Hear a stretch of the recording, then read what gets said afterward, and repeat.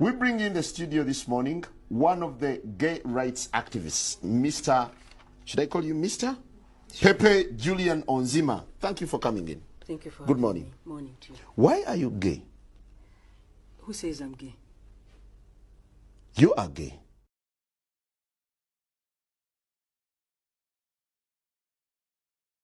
Bam. That's not me. It's not me. I wanted to test out. I wanted to test out that new video. See what you guys thought about that.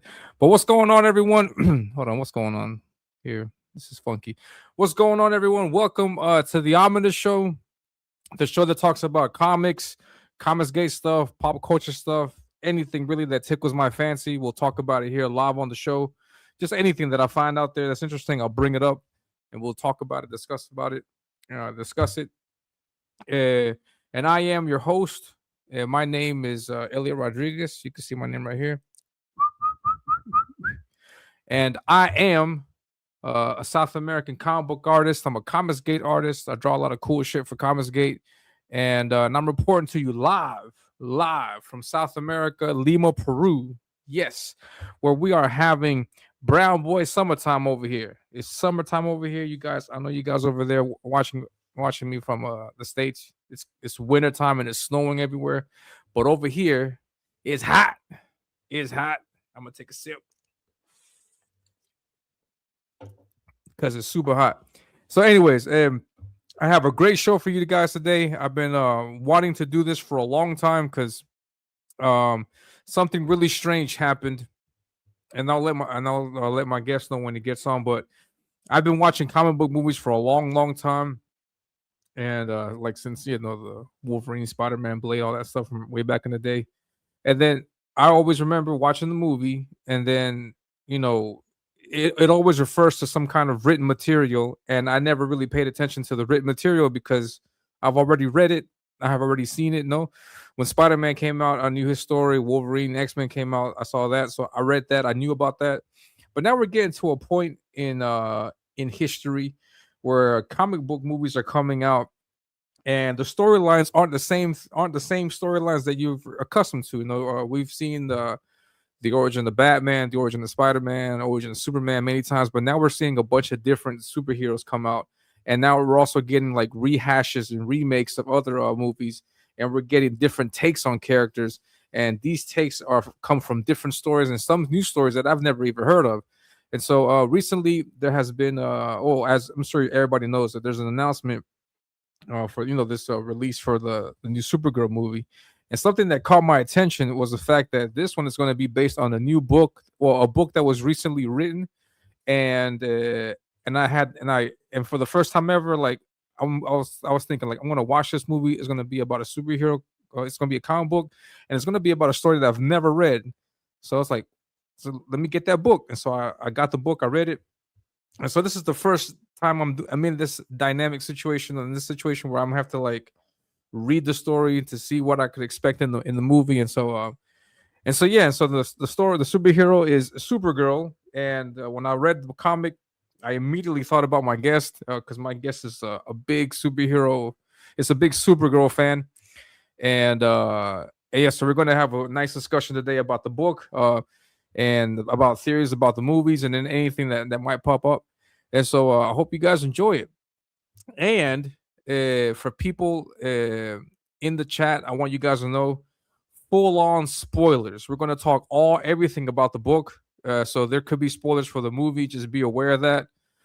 So yeah, from here on out, spoilers. We're going to get into spoiler heavy territory. We're going to talk deep about the book, and then hopefully you guys enjoy it. And I hope you guys don't get turned off by by everything that we reveal on the show. So yeah, I want to say hello to everybody in the chat before I bring on my guest. We got Peter Orchard Studios. I'm sorry. He's celebrating by getting his drink on. Peter, just in case, man, if you've read the comic and you want in on the stream, just let me know. I'll throw you the link, man. We got Jake in the chat.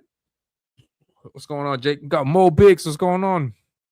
I don't know if you're just here to say hello, if you're going to hang out, but if you hang out, great to see you, man. And I'll be sure to throw you a wrench. Yeah? And Peter's drinking. Nice. We We got General Piggy. What's going on, General? Always a pleasure to see you. We got Shadow Hawk Talks. What's going on, man? Subjugates Comments. What's going on? Great to see you, man. But yeah, so without further ado, I'm going to use my new video to bring on my guest. We bring in the studio this morning one of the gay rights activists, Mr. Should I call you Mr? Pepe Julian Onzima. Thank you for coming in. Thank you for Good having morning. me. Morning to you. Why are you gay? Who says I'm gay? You are gay. Not you specifically, man, but that kills me every time I see that clip. I feel the love, man. I feel the love over here. No, I played it for myself too. I played it for myself. I just wanted you to see good, how man. it No goes. worries. How you doing, man? I'm doing good, brother. How about you? I'm doing good, man. I'm excited. We're gonna get to talk about this book, and because normally, this is the first time I do this. Like, I read a comic and I have to talk to somebody online about it. Because normally, back when I was younger, you just talk about it with your friends at school. Though, but this is gonna be fun too. So that's awesome. Well, it's different because when I went to see Superman and James Gunn was first talking about how he was like looking at All-Star Superman for inspiration, I go into the movie expecting some sense of seeing All-Star Superman, and outside of like, I don't know, 6 labors of Hercules, there was not a damn thing to do with All-Star Superman in that movie. So I was like, all right, you're saying Woman of Tomorrow now? Okay, let's actually see what's out there. Let's read it a little bit. See what you actually get from James Gunn for Supergirl Woman of Tomorrow this time. Man.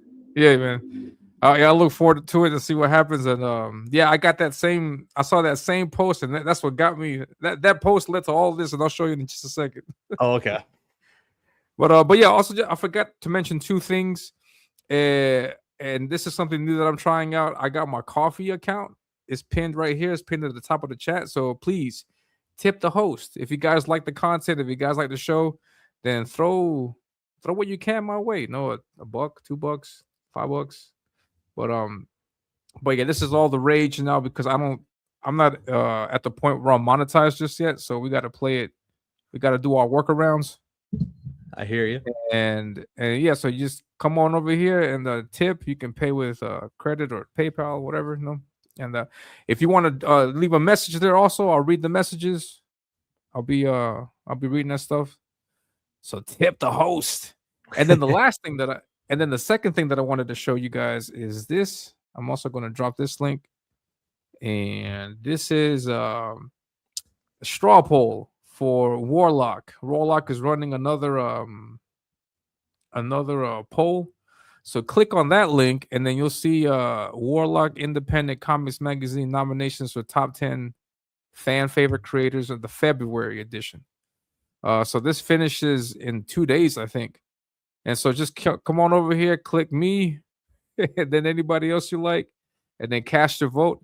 The voting ends in 2 days. So everybody, please, I'll remind you guys again later on in the show, but if you go ahead and cast your vote, that's completely free. So you guys go ahead and cast your vote for me, or for whoever you think. You get 6 votes. So it's your 6 favorite artist, and if there's room, throw me a vote. And so what I was saying, this is what kicked off everything for me. Hold on, I'll show you right now. This is a post from DCU Brief. It says Supergirl will be the first time DC Studios directly adapts a comic book into a movie. Directly adapts a comic book into a movie. Kind of threw that out the window with Lobo, didn't they? Yeah. Yeah. So I was looking at this. I was like, this is great. And I saw the cover. I was like, okay, I got it. Dope. And I went out and I got it. And I was excited to read it. And then fast forward a month later, and I get this one. Hold on. Crap. Hold on. I got to find it now. Fast forward a month later, and then we get this. Here it is. James Gunn says Supergirl doesn't follow the Woman of Tomorrow comic religiously. Mm-hmm. I love Millie Alcock in the movie. It's a space fantasy, which is like Guardians in the Way, but based on the Tom King book. It doesn't follow it religiously, but it has a lot of the core of that there. I was like, I already read the comic. See, this is But, what I hate about James Gunn. He says that he's inspired by said trade paperback or whatever, and then he uses that to market the movie as it's going to be such an interpretation of that. And then when you get to it, totally drops the ball to where you barely see any kind of resemblance towards what he says he was, being inspired from.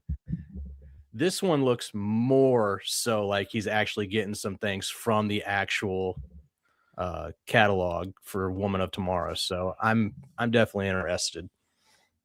Yeah. And Jake, if you can tell the people in the chat why it is that I brought you here. Like, I mean, what, throw out your credentials. What books have you read? Oh. What things do you recommend? Let us know. I'm a DC fan. I couldn't recommend anything from Marvel. You'd have to go to Peter Orchard for that, right? I mean, I just started my Spider-Man journey. So, I've got Ultimate Spider-Man and I'm just starting that journey. I showed you I just got his Back in Black trade paperback coming in the mail later.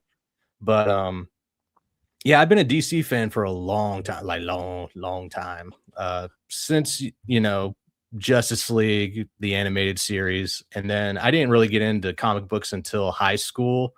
And I started with Nightwing, and that was my DC dive into. So nice. Titans, Nightwing, Green Lantern, Red Hood and the Outlaws. I love everything DC. They all the heroes speak to me. I love them. And this was before the New 52 stuff came out, or after? This was because New 52 didn't come out till about the early. Well, I was in high school in the early 2000s, so I got the 90s back catalog of Nightwing, and so I started in like the 90s comics, and then I started getting into the New 52 roughly 10 years ago. Oh, nice. And well, so I guess you wouldn't be able to compare, because I was going to ask you, like, what do you think of how they're handling the new IPs now compared to the stories that came first before? For Nightwing. It got darker. I enjoyed them both equally. I really enjoyed the Grayson run that came after the Nightwing run for New 52. That's after Nightwing faked his death and Batman put him up with the organization known as Spiral, and he became an agent for them, working like all across the world. And so yeah, but when it comes Supergirl, when they say that they're going with a darker, grittier version of Supergirl with Woman of Tomorrow, it's the same goddamn Supergirl we've had since 2005. There's no difference. It's just a different, more cohesive, compact story that stands alone. You don't have to worry about having to go to another issue under another title to keep going with this story. So it's actually contained, and I like that about Supergirl, Woman of Tomorrow. But 2005 and New 52, they're just reorganizing what happened with some new characters. Is it like because Peter's he's mentioning this the Ultimate storyline, and I remember that the Ultimate Spider-Man was just basically like a more streamlined, more condensed version, I guess you would say, of the original run. Is that the same approach from New 52 with these characters? Yeah, well, the thing is that Jeff Johns, when he's a huge fan of like the Silver and Golden Age comics, where good means good. There's no gray line. You're either doing good or you're doing bad.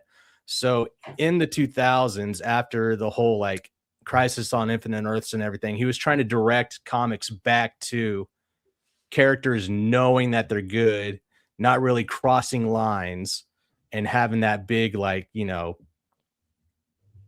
throw everything into, an engine and see what happens. He was more in line with trying to figure out how to get heroes back to being actual heroes. He doesn't care for any heroes. So that's what he was trying to do when he did after Crisis on Infinite Earths and into Infinite Crisis. Interesting. All right, so and which Supergirl stories have you read? Just you got an impressive collection. Just 2005 to New 52 is my collection right now. I haven't started Rebirth. I got other ones that I'm still trying to get through with New 52. I'm always like a decade behind on getting up into the new like relaunch or whatever. But yeah, Yeah. it's fun. Awesome stuff, man. All right, so let's get into it.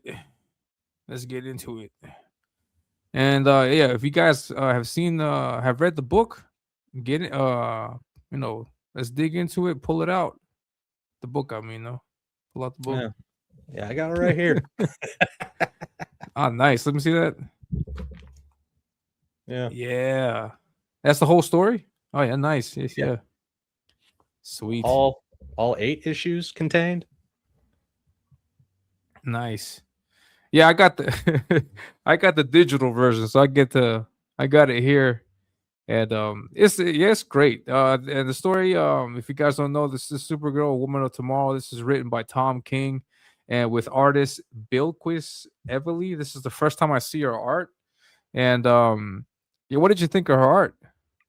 Oh, the art's beautiful. There's no denying that. Anybody that says that the art's not magnificent is fucking talking out of their ass, dude. You cannot say anything bad about. Well, you can say a few things bad about the art, but I'm not the artist. That's Peter. If you wanted to get into that with him, you could. But yeah, I found the book. Go ahead. No, yeah, I was looking through the art, and the art was the thing that kept me reading it because it was really, really 100%. good. A lot of energy. Yeah, a lot of great shots, great camera angles. I'm in between a rock and a hard place because I think the digitals like show the art better, like the colors pop more on digital on the screen, whereas I'd rather collect trade paperbacks and single issues. But to have the art actually come to its fullest strength, the screenshots or the digitals are overwhelmingly better when it comes to colors. Heck yeah. Yeah, this is great. Like this is the opening shot here, just all in silhouette and black like that with a narration.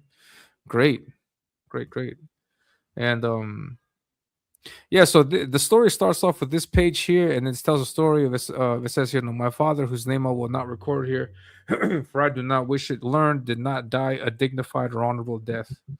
And then the guy's getting struck down. It says a criminal and a thief and a liar who at that time identified himself as Krem and claimed the Yellow Hills as his place of origin, stabbed him through with a coppice blade.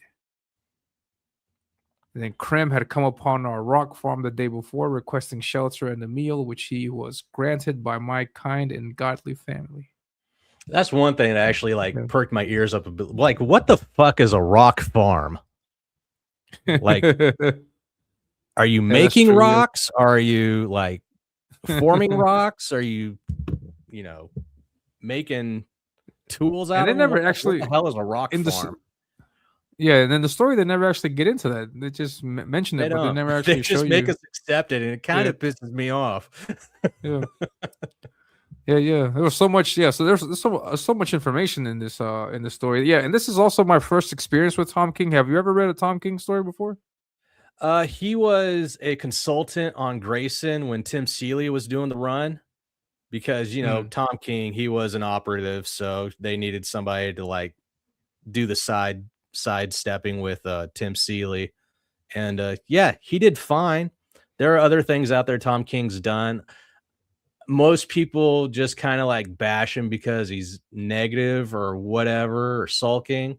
The only thing I've ever heard anybody actually like bash him on was his like little run-in with Batman, something to do with Catwoman and Batman's interaction or whatever. And I don't know, out of consulting with on Grayson and then doing Supergirl, Woman of Tomorrow, which falls in line with everything that's happened in the past 21 years, he did an excellent job. Nice. Yeah, this is my first time reading anything from Tom King. The only thing that I've known him about was being the writer of that controversial story where it's the son of Superman kissing the other guy. Right. They did also that climate change cover where he's like Superman is protest. No, I think it's Superboy was protesting about climate change. And if they want to bring that back, just have him do a fucking Captain Planet catalog. Jesus. Yeah, Yeah, that's the only exposure that I've had to him. So I don't know really what to expect when I started reading the book. But this Right. first, like this whole storyline, this whole thing did not give me a good impression of him because it's very. I don't know if this is always the case with Tom King, but this comic was especially dense with words, a lot of words, Right. and I don't know if you Well, have that same thought. yeah, it got a little exhausting in a couple pages where you just see like the trimmed pages of a book that you find out later on that Ruthie made based on the journey that she had with Supergirl. So all these are Mm, just cuts from a book that she made.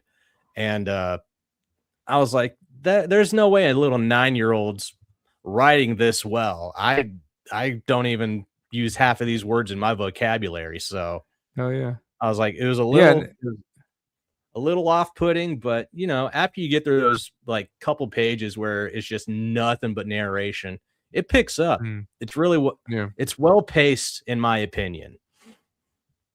Man, I would disagree on that, but but That's yeah, I fine. mean, That's yeah, that's because that's why we have these discussions.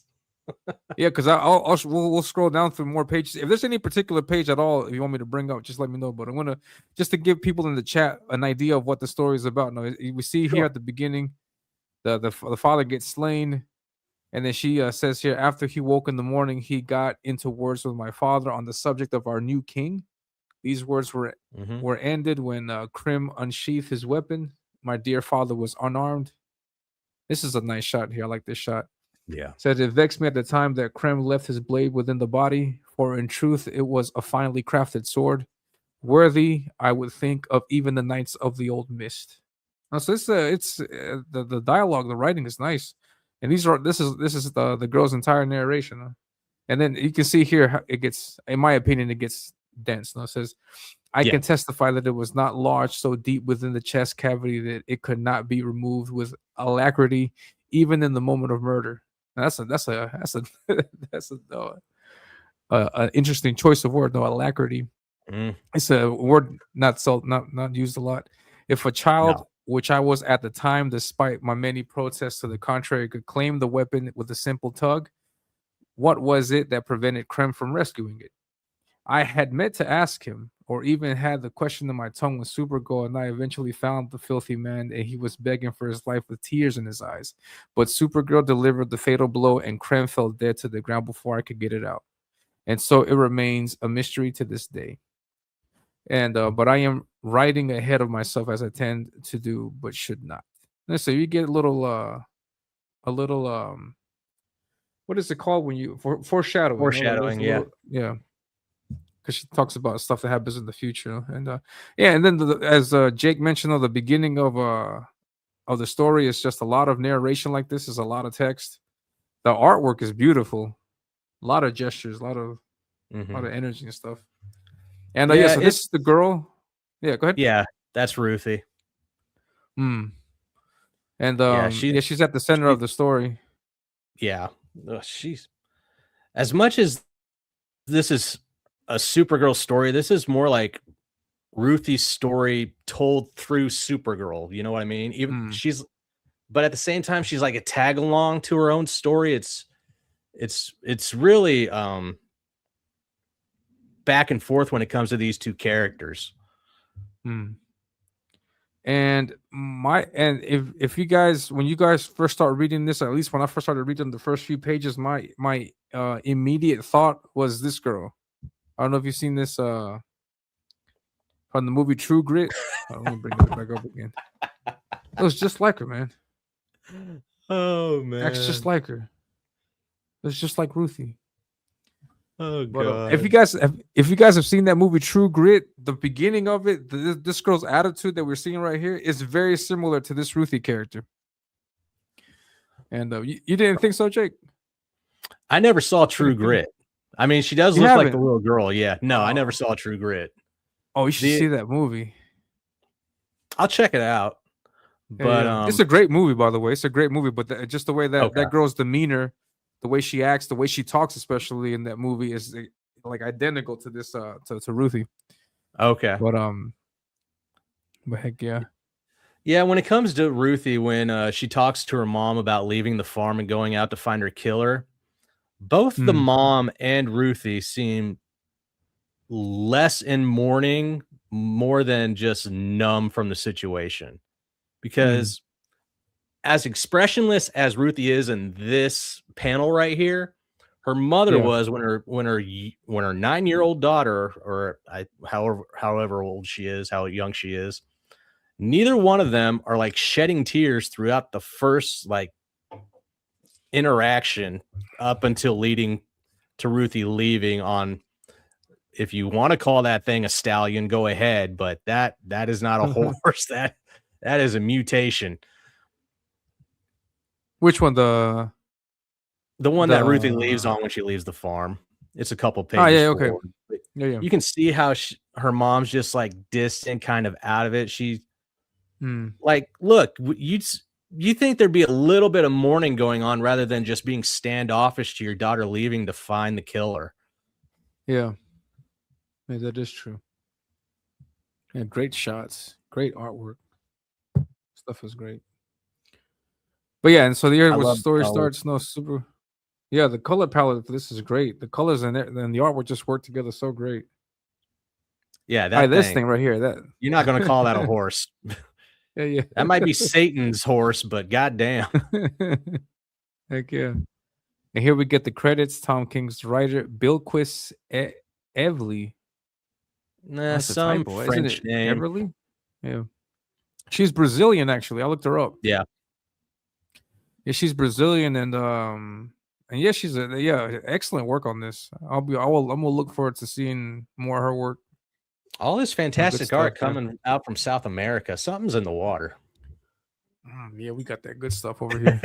we try. Stanley Orch, what's going on? Stanley's in the chat also. That opening shot, no spoilers, but they reference it exquisitely later. Chef's kiss. Heck yeah. Heck yeah. What's going on, John? What's going on? Wookie Fever. He's in the chat. Gray Cloudy's in the chat. What's going on? Matthew, what's going on? Heck yeah, Gray Cloud is here. What's going on? I think rock farming involves baking soda improving things. No way. Oh, then we do rock farming in Peru too. Says excellent visual storytelling. The first page sets the stage and is recalled later, much like the first and last episode of Star Trek TNG. Well done. Yeah. Lefty language, insufferable at times, but in some circumstances can be enduring. Yeah. There were some moments where the language and the art work perfectly well. There's a scene later on where Supergirl is showing. We'll get to that. Hopefully, no. Well, Supergirl is showing Ruthie how to wash her hands, and like I thought that scene with the art. Yeah, you can tell right out the gate that they're going with like this high fantasy look, right? Even though it's like a space opera journey or whatever. So I think the narration fits well as well as when Ruthie actually speaks, because you can tell there's a little bit of time that's taking place between her narration and her actually speaking, even though it doesn't happen all the time. But there are times when she's with Supergirl where she like brings it down a notch and just like sounds like a kid yelling at a grown-up, and it works. Yeah, there's many scenes like that where that interaction is great. That the changes in because the moments of her vulnerability and also moments of her trying to take the charge, take the lead. It says the mother looks like every depiction of a mother from a liberal's perspective. Yeah. We got Mike in the chat. He says both versions of True Grit rule. Yeah. Shadow Hawk's here. Oh, I'm going to lay this one to rest. Anybody that's out there on X or anything saying that this is just True Grit, fucking Tom King said in an interview that he was inspired by True Grit. All right? Yeah. It's not some fucking epiphany that you had that this reminds you of True Grit. The dude said it himself. So just quit saying this is just True Grit all over again. No. Like the intro, like the exposure, what we first see with this girl Ruthie reminds me a lot of True Grit, but the story is not like that. Yeah, because the story takes a whole different turn to it. The ending is completely different. But that whole Right. premise of this So girl it's looking just to avenge her father, is very similar to that. Yeah, and in this scene, for example, she's using the sword trying to find somebody who can avenge the killer. She's looking for her right. her hitman. No? So she goes for this like Conan the Barbarian looking dude because he Mm. seems like the toughest guy there. And then he's a total bro, dude. That is a frat boy if I've ever seen one. Get He's just away, like, "Yeah, wimp. Yeah. I'll help you, but I'm gonna take this sword and go hang out for a little bit." Ruthie's like, "No, Yeah. please, we have to leave immediately. We have to go get Krim." Smack a Mm. bitch. She's on the floor and she's like, "Oh, give me my sword back. The deal's off." And then Yeah, in yeah. comes the blonde girl sitting back in the corner. Yeah, yeah. And this is the introduction that we get to Supergirl here, and she's wearing the jacket. And if you Yep. guys have seen the trailer to the movie, that's where the jacket's from. Yeah. Everybody's hating on And, this jacket, but I feel like there's more Easter eggs in this book than people actually know about because most of the people talking shit about this book haven't read the goddamn thing. And so I think the trench coat is actually an Easter egg callback to her 2004 introduction to the Batman Superman, the Supergirl from Krypton story. So that's the animated movie Batman Superman Apocalypse. Batman. So if you've seen Superman that animated Apocalypse. movie, she comes into Gotham Bay in the rocket, right? Batman comes in, swoops in, is like, "What the hell is in my waters?" Sees an alien chick just zoom out of there and fly off into Gotham. And so she ends up in an alley, and this is very much like Terminator Kyle Reese. When he's like teleported into an alley, he grabs a duster. She grabs a duster off a homeless man, and she starts running naked with only the duster on. So I thought that was a callback to that story. Yeah, that could be. Yeah, yeah. That says Michael Turner Supergirl. Yeah. Why all the women keep grabbing his sword? Women. Yeah, but she gets into a brawl with this guy. And she's drinking. So she's over here having a drink. She doesn't want to have any confrontation right now. She just wants to give the sword back to the girl and have the guy go on his way. It's her 21st birthday. She's getting sloshed under a red sun, which is the call to the end credit scene of Superman. And everybody going like, "I don't want my Supergirl being drunk." Dude, it's the introduction to the story that she's going to be having take place down the road. She's only drunk in like 4 pages of this series, and this is the beginning of the book. So the rest of the time, she's not drunk. She's definitely traumatized and dealing with some shit, but this is just her trying to let off some steam on her 21st birthday. Okay. Yeah, and the artwork, the way she did Supergirl, great work, man. Great work. And yeah, so she takes it to him. He makes her bleed. And the red sun stuff. Then she kicks his butt. And then I like this shot. This splash page is nice. Oh yeah, that's Peter's favorite character right there, Crypto. Yeah. Heck yeah. Oh my god. No, we talked about Crypto. Such a fucking Scooby-Doo character. You don't like Crypto? Not in James Gunn's Superman. Oh, nice. I like. Yeah, that's not the Crypto. Yeah. No, I like the Cryptos from the stories where he's actually like got brains, isn't some like little Neanderthal poodle. He's a fucking Labrador golden retriever type dog. Great Dane in some instances, if you want to go that way. That James Gunn Crypto, we didn't need to see the dog you have at home, man. Stick to the story. Yeah, that's true. That is very true. So make me a sandwich again, doesn't he? He's like, women tell you to clean your room, but leave it as soon as you start talking about comics. Am I right, guys? Yeah, she's got no chill. Yeah. Yeah, and that's the introduction that we get to her. She's still hungover, drunk. And she explains, Ruthie, the girl, explains her case to the Supergirl. And yeah, it says, for example, it says, "I am Ruthie Mary Knoll, and I am witness to your skill and bravery. I would like to hire you to kill Krem of the Yellow Hills, the cheating king's agent who slew my father and left him in the dirt. Have you interest in such an arrangement?" She's How many farmers do you know have that kind of vocabulary? like, yeah, none. Because I grew up Hey, but- in Alabama, and I can tell you not one goddamn one I know talks like that. Maybe it's the rock farming. It could be. They're a special It could breed. be in Rosh Raggy. Heck yeah. Yeah, you see the panel right here. You see crypto. Mhm. Yeah. Just watching It's her. And be like, yeah, a, well, you did it to yourself, bitch.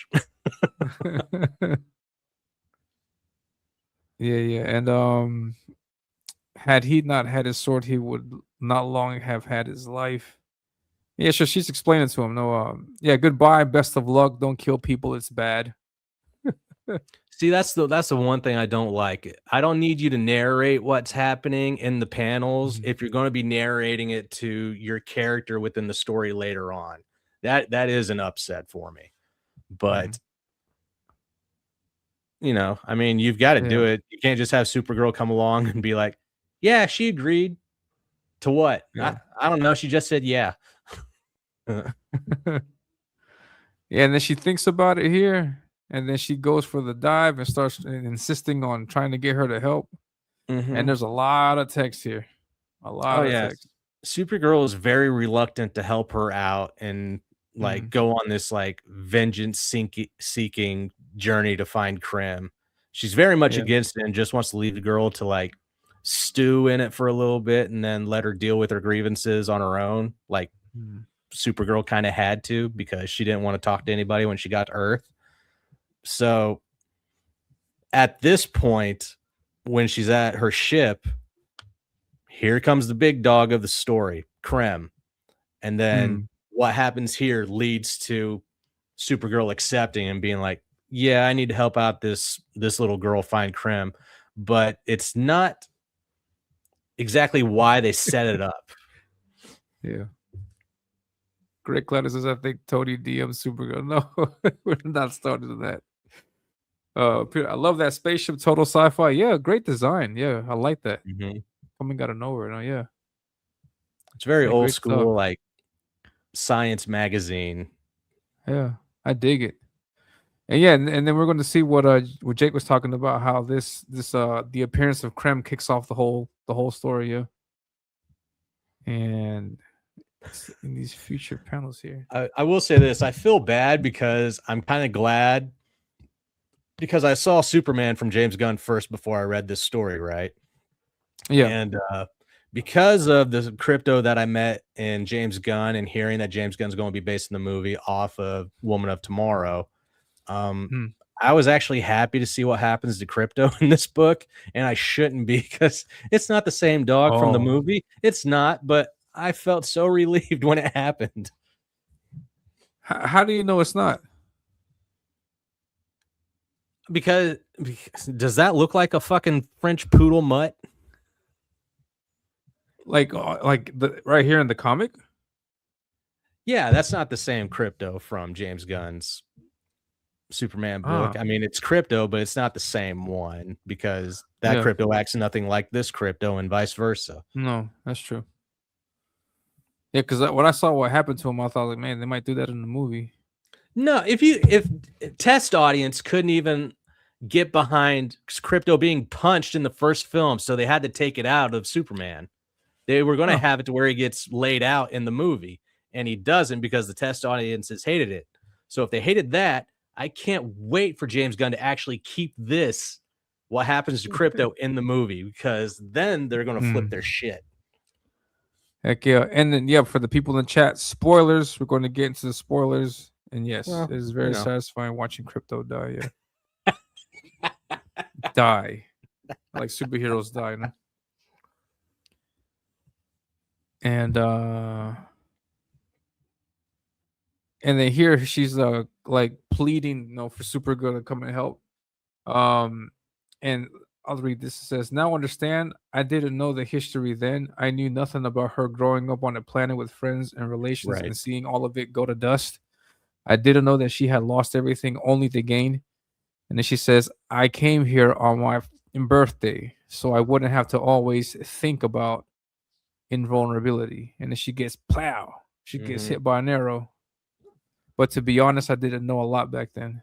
And that guy right here, we see with the ginger here, that's Grim. And of course, he he got they have no souls. And then there's the Conan the Barbarian guy who got beat up earlier. It says a fine shot, Krim, worthy of the Trey's assault on miasma, whatever that is. Yeah, that was just. I need dialogue right here. Put some in. And then there goes Crypto to save the day. And it said, let's read this. So that I might register my objections to your efforts. I'm gonna say, hold on. It says, Bounty tells me you're hiring people to kill me, girl.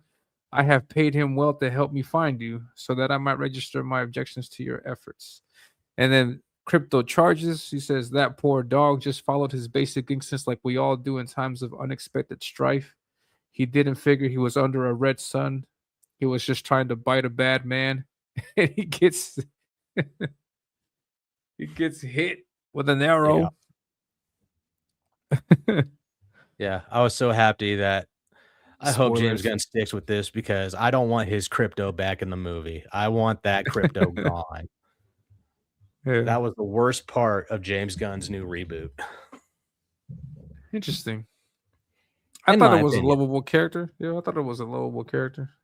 No, I mean, and then also speaking from like a marketing standpoint, like having that cute dog, you can get like all kinds of merch from that. Yeah, if you made a fucking like plush pillow out of them, but they didn't do that. They went with the plastic, ugly looking thing. And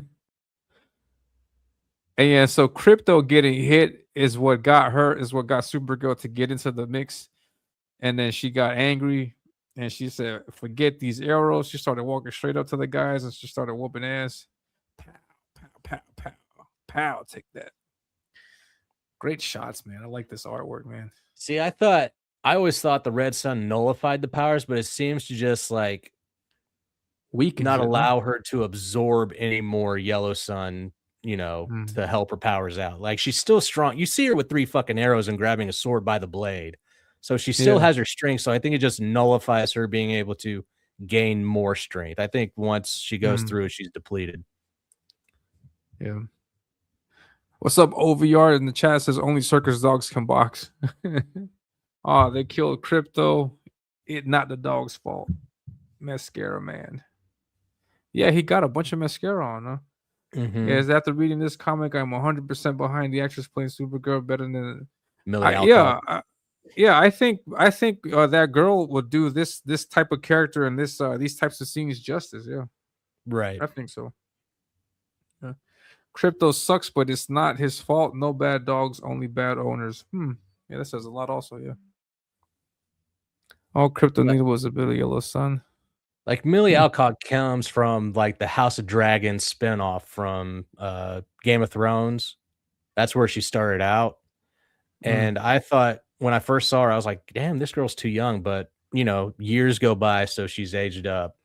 But even in the movie, like in that end credit scene, they were stuffing some bras on her. She is not as endowed as Sydney Sweeney. Oh, yeah. I hear that. All right, good. So there she's going to Crypto's aid, and Krem, the bad guy, takes advantage of that and then jumps into he kicks the little girl out the way and then jumps in the ship.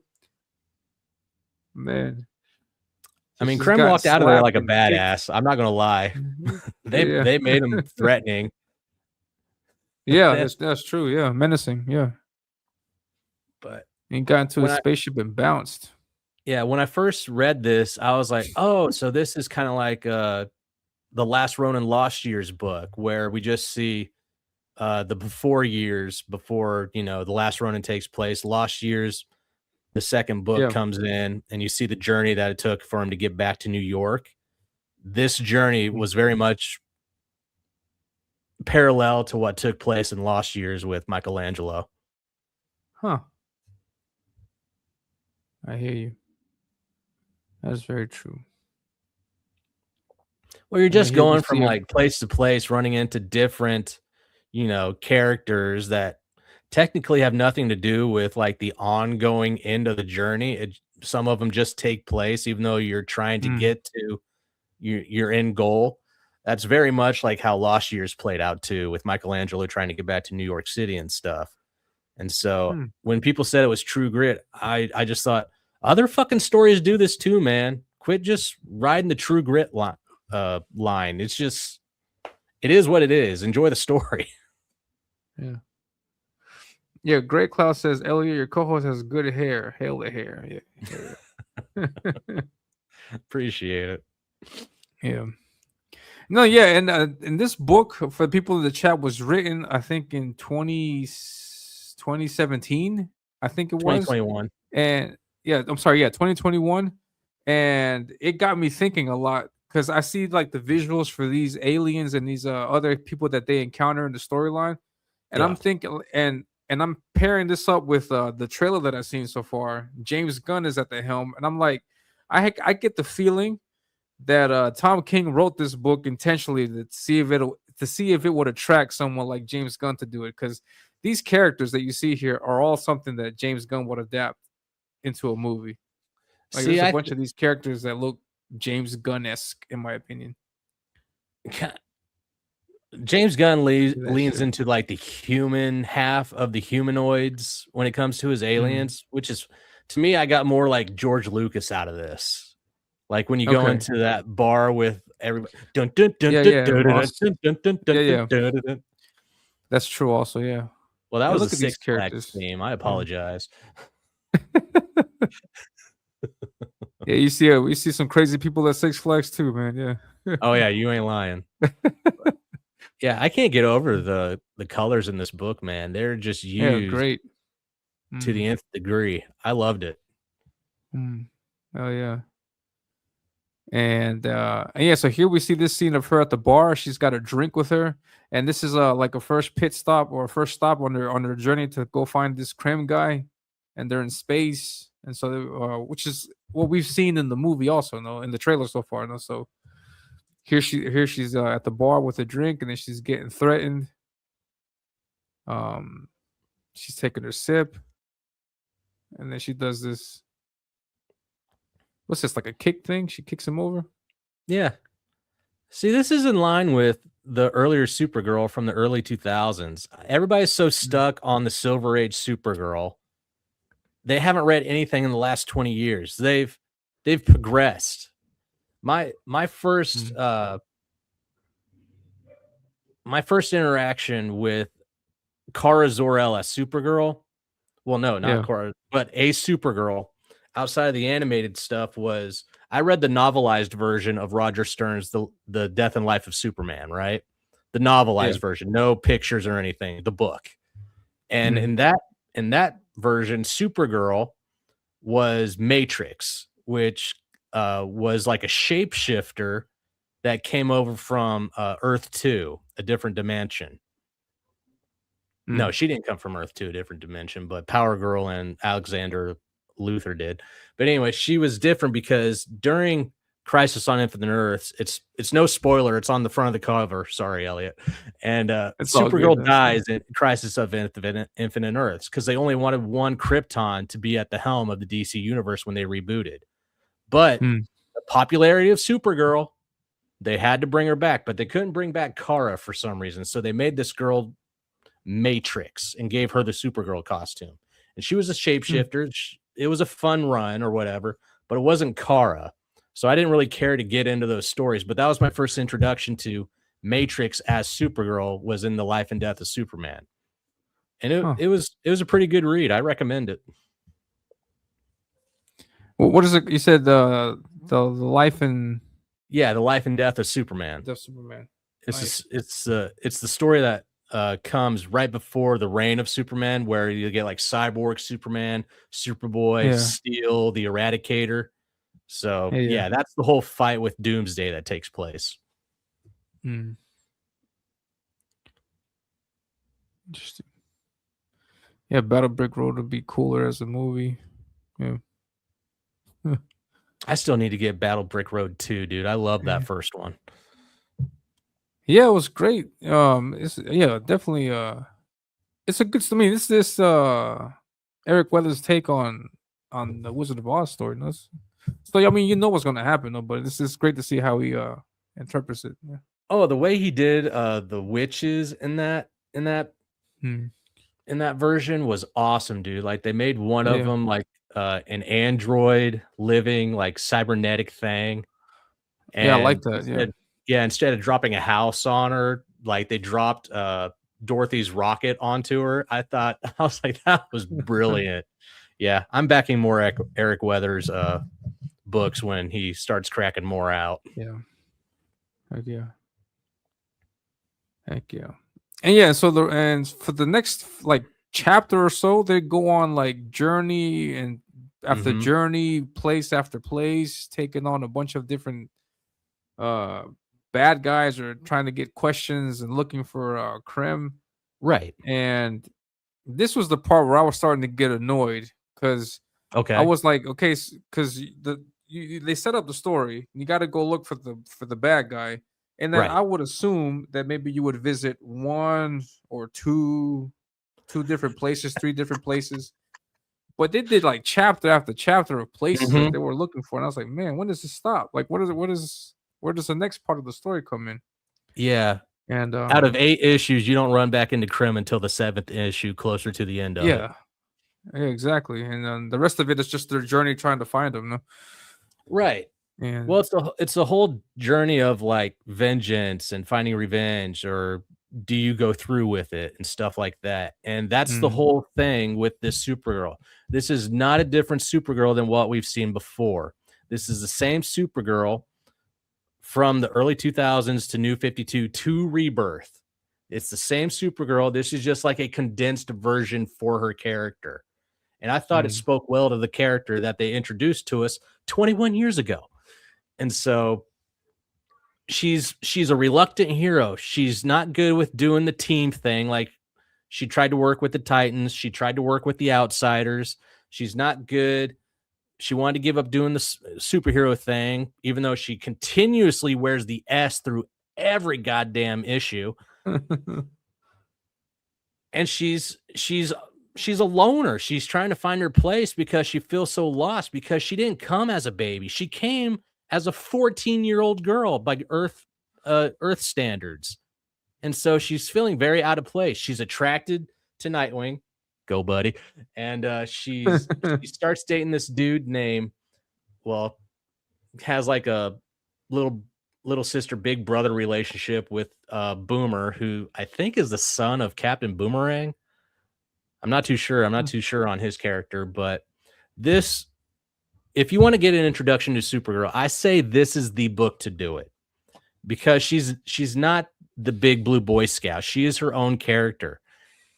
And for people that are tired of derivatives of characters that are already established, guess what? They changed her up for you. They made her fresh. They made her new 20 years ago, but she is still that character. It's like Batman. It takes him almost 100 years to get over his fucking parents' death. You can't complain about Supergirl then because she's still complaining about her planet's demise. No, yeah, you can see that. You'll see that also for the people in the chat. Now you'll see that in the story. Like when you read it, you'll see that there's like a part in the end, like towards the end, where like she goes through that whole. It's very traumatic for her. No, she goes through that whole situation of like where she lived on Krypton and what happened afterwards.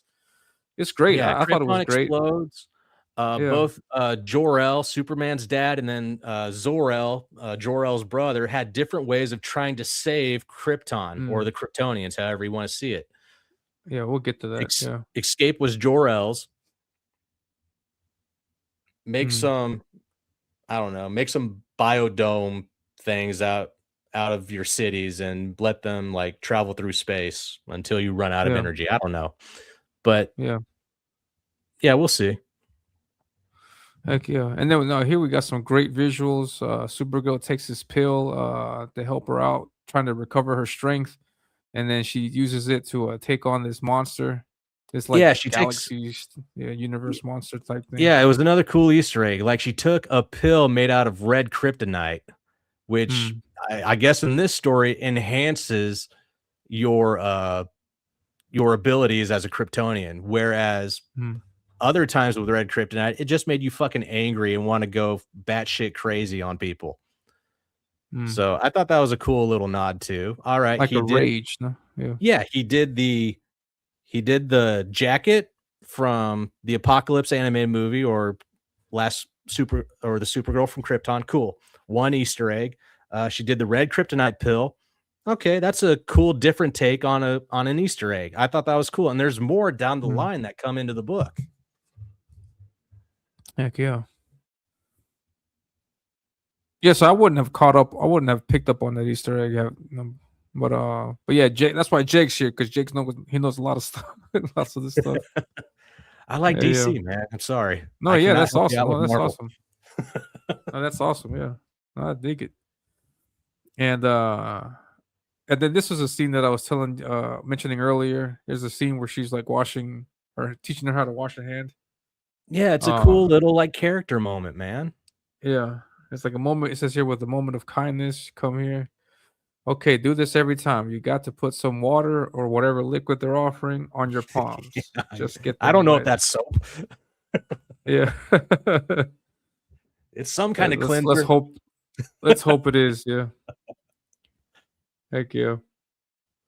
And it's a nice character moment, like Jake says. No, it shows that Supergirl is a good person, but she's been through a lot of crap in her life, and then she's I think that's what it's referring to, like when she says that line in the trailer where it's like Superman sees the good and I see the truth. Right. I think that's what it's referring to, because she's been through a lot of stuff, and she knows not to just trust anybody out there, so yeah, she's become very hedonistic. Yeah. And look, we got a cameo from Ripper versus Chadron, that Chadron character. Yeah. I don't know if you guys have seen that. Yeah. That bad guy from Isom 2 looks just like him. God, yeah. A nice call. Yeah, it looks just like the guy. I was like, oh shit. Maybe he copied it from this. Like, I don't know if anybody else wants to like get into Supergirl, but this is a good book for the introduction, and then to go back and do like the trade paperbacks from like New 52 or the original like 2000s run, or even Rebirth. But if you want to jump in and just like learn the character this is the book to do it. I think Tom King did an excellent job with this character.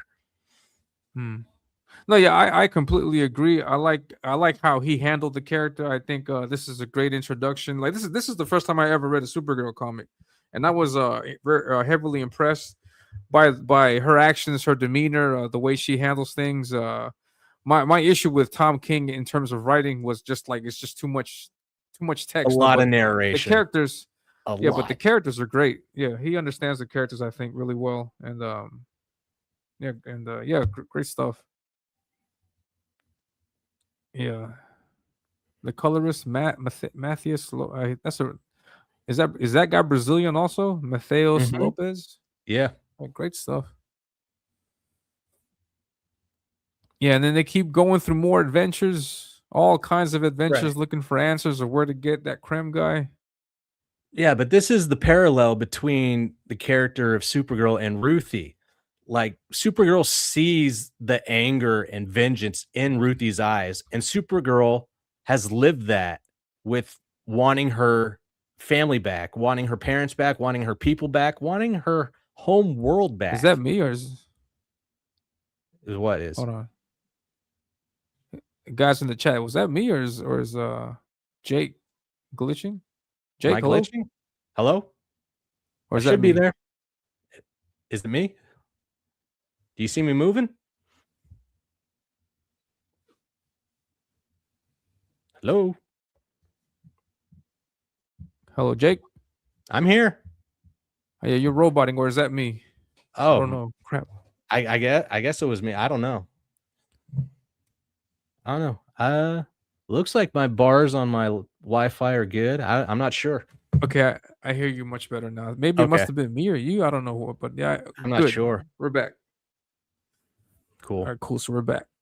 But yeah, I was saying that the parallels between Ruthie as a child and where Supergirl is now is what Supergirl is trying to help Ruthie accomplish along this journey. It's Hmm, because if we get to Krem right out the gate, Ruthie is going to kill him. There's no question about that. that's very But true.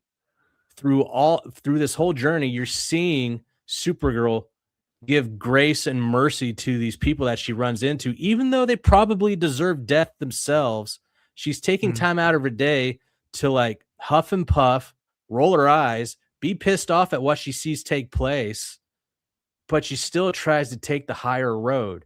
And that's what she's trying hmm. to instill in Ruthie throughout this journey. Because this isn't a one goddamn week journey.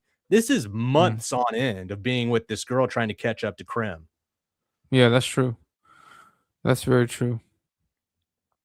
Yeah, there's all kinds of things that she teaches her along the way.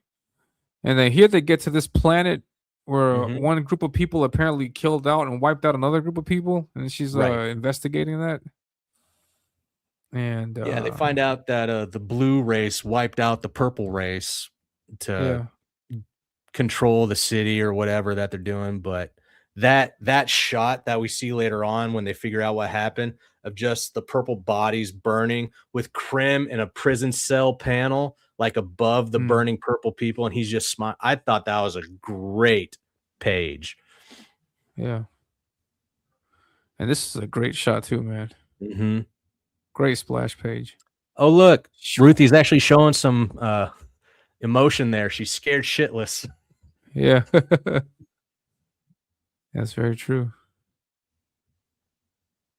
For a And little here's the scene 9-year-old with it. girl, she's very stoic throughout this book. Yeah, yeah, yeah. It's very true. And then this is the image right here of the bodies that she discovers Hmm. of the people that were eradicated. Yeah, and she gets pissed. Yeah, yeah. That bullet hitting her eye. Good callback to Click. Superman Returns with Brandon Ruth. Yeah. Heck yeah. I like that. And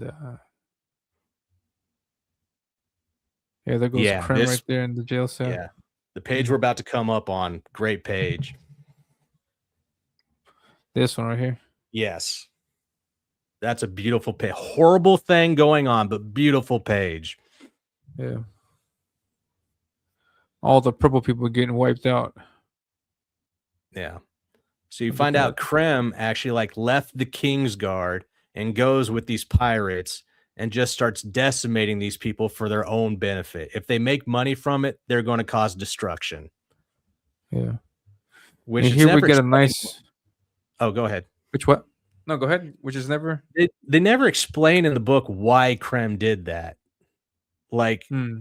the pirates were just like, "Hey, want to come cause some chaos and torture people?" And Krem's just like, Alright. "Yeah, that sounds great." Yeah, and here's a nice shot of me and Jake as we're talking about the book. That's how we do, man. I'll throw my arm over you, no problem. F those purple people. Unless you want to be the big spoon, you can be the big spoon. Oh man. Oh man. I like to be little spooned once in a while. Ask Megan. Oh man. He likes the vulnerability. Jeez. And yeah, so we got some great visuals again. Continuing to look for yeah, see the humanity, the nice character that Supergirl is right here, Yeah, rescuing people. little baby lost his mommy in the destruction. Helps it out. Yeah. Yeah, great visuals. Great story. Oh, 100%. Yeah, I dig it. It is like the beginning of it is a little like slow, but it gets nice. I like the story. I think the slow pace and the beautiful like artistry allows you just to get immersed in the book and take your time. This isn't 22 pages if you get the trade paperback. You get to take your Yeah, that's a time and lot. actually linger on these pages and this story. And Yeah. that's why I love trade paperbacks. Like I do love single issues, but trade paperbacks are where it's at if you want to get into the story. Heck yeah. And Jake, if you don't mind, if I'm gonna share the link out with Yeah, go for it, man. see if I can get some I'm sure people are tired of hearing me. no, I'm not saying it for that. I'm saying it because I'm not. there's I'm other people also like to self-deprecating. hear It's, some it's how I other. get. It's how I cope. I'm self-deprecating. It's not you. No, it's just cool. Because I wanted to hear also. I want to hear also what you guys in the chat think. Want to hear what people outside also what they thought about the book, and I posted this. Well, that's the I'm gonna thing. show this. A lot of I people wanna- that have opinions about this book haven't read one goddamn page. Yeah, we don't know, but So some of the it depends on what they say now, because you can tell like if they read it or not. But Oh yeah. but we got some nice. I'm gonna bring some stuff up here, and if you want to come on here and derail, Peter, yeah, I'll send you the link, man. Do it.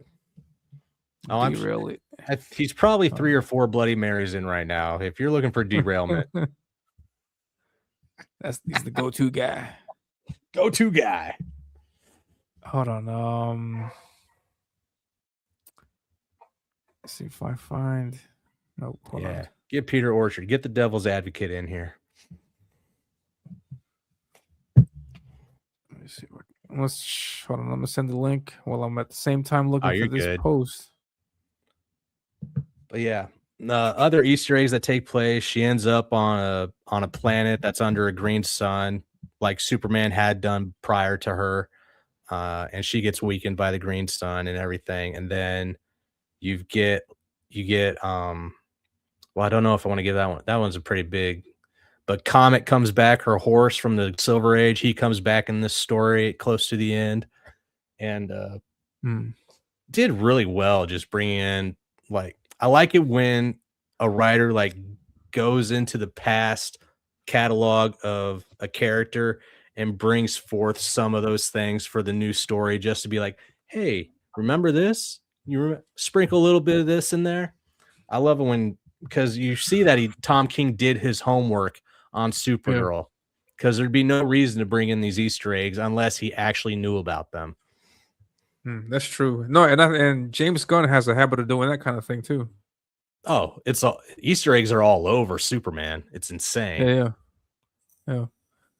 And here I got a comment from this guy, Jonathan Colton. It says, Woman of Tomorrow had great art and a solid story overall. I think they're adding stuff to the movie if Lobo has anything to do with it. Right. And so he got he enjoyed it also. Yeah. And I got another comment also. I forget where I post this stuff. And did it there?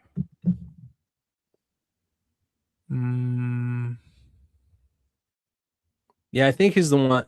The guy that wrote the positive comment, and this is going to look like a bias at this point, but one guy wrote a positive comment on your thread, and another guy wrote a negative comment. But when I confronted the guy who was negative about it, he was just as arbitrary in the first comment as he was with his reply, which makes me think he did not read the book actually. What did you not like about the book? Give me some specifics. No, I'm just going to give you a bland rant about not liking it again. I was like, all right, well, that guy clearly didn't read it then. I mean, if he doesn't like it for whatever reason, I think it's all right. I mean, because it's not everybody's cup of tea. Because like you go into a comic and you go into a comic and you see that amount of words, man, I'd be turned off by it too. But yeah, man, it's too much. I know read well. I need pictures. I'm not. Yeah, I love the pictures. Hey, buddy, here it is. It's a pop-up book over here for you. Let me see it. And then here we got. He says he got 4 issues in, couldn't go on, absolutely terrible. Then I asked him why. He says I just found it a terrible slog. When you're reading a comic, it's just hard to get through it. I gave it a go. The art couldn't save it either. Supergirl looked like a lanky That's a man lie with and a half. nose. I've got it on the DC app, but still couldn't finish it. Yeah, I get that. The big nose, I get that comment. No, but I thought the art overall was great. Oh yeah, she's got a nose on her. She's got a nose like Woody from Toy Story. That's for sure.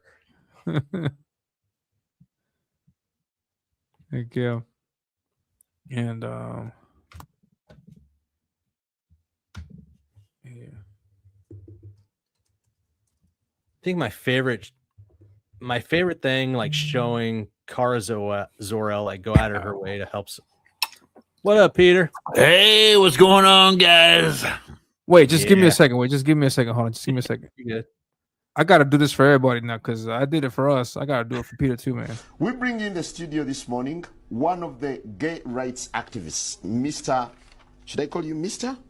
Pepe Julian Onzima. Thank you for coming in. Thank you for Good having morning. me. Morning to you. Why are you gay? Who says I'm gay? You are gay. Who says What's I'm up, gay? Peter? What's going on? Who says I'm gay? He Who went straight says- to it. You are Super gay. gay. I am super gay. So take Bloody your Mary's kind of who gay. is okay. What's going on, Let's guys? go to the orchard. What's going on, Peter? Yeah. Hey, great cloudy day. Yeah, if any for Yeah, I know, right? Gray Cloudy, you look fine, man. Jake's Gray channel Cloudy, now.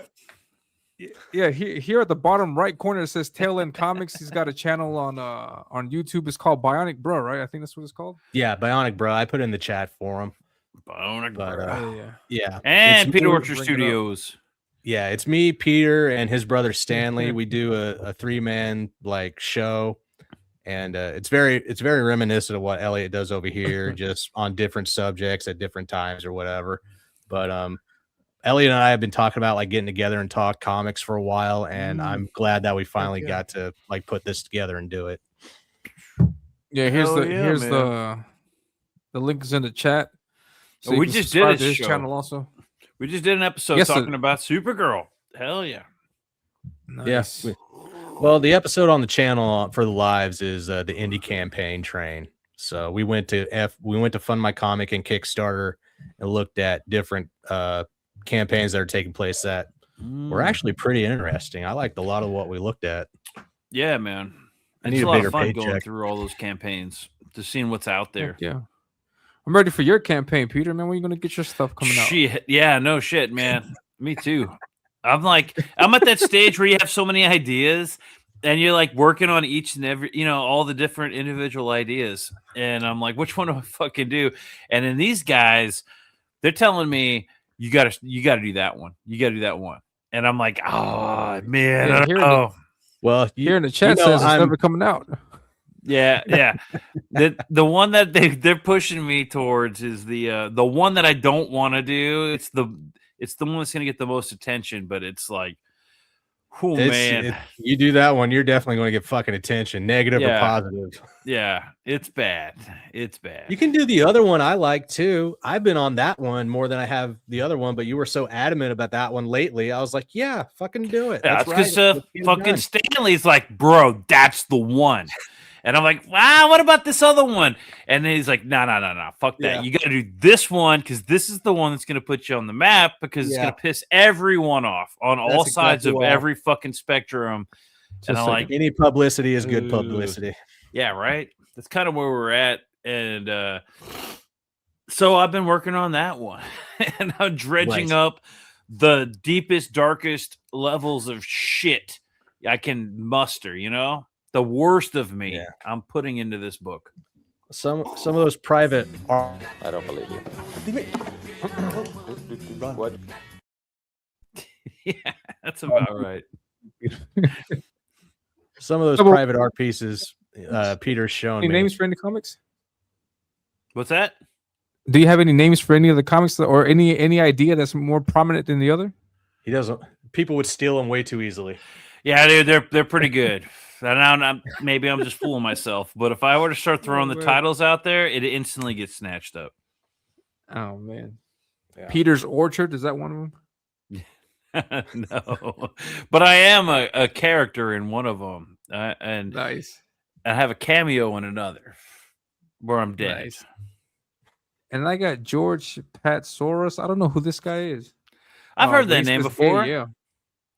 George my Patsaurus. first, I've heard that name before. What up, George? It's my first chat that I see from X. I'm also streaming to the people on X. What's going on, guys? Oh, how's that working out? Because I've been thinking about doing the Rumble and the X and all that shit. You got to do it, man. You got to do all of it. And Jake, every time we stream on your channel, I'm gonna start doing the dual streaming because you're getting all the subscribers. Because I'm doing all the fucking work. Yeah, but that's not fair. You're doing all the work, yeah, but you're getting all the subscribers. Because I'm doing all the fucking work. That's not fair though.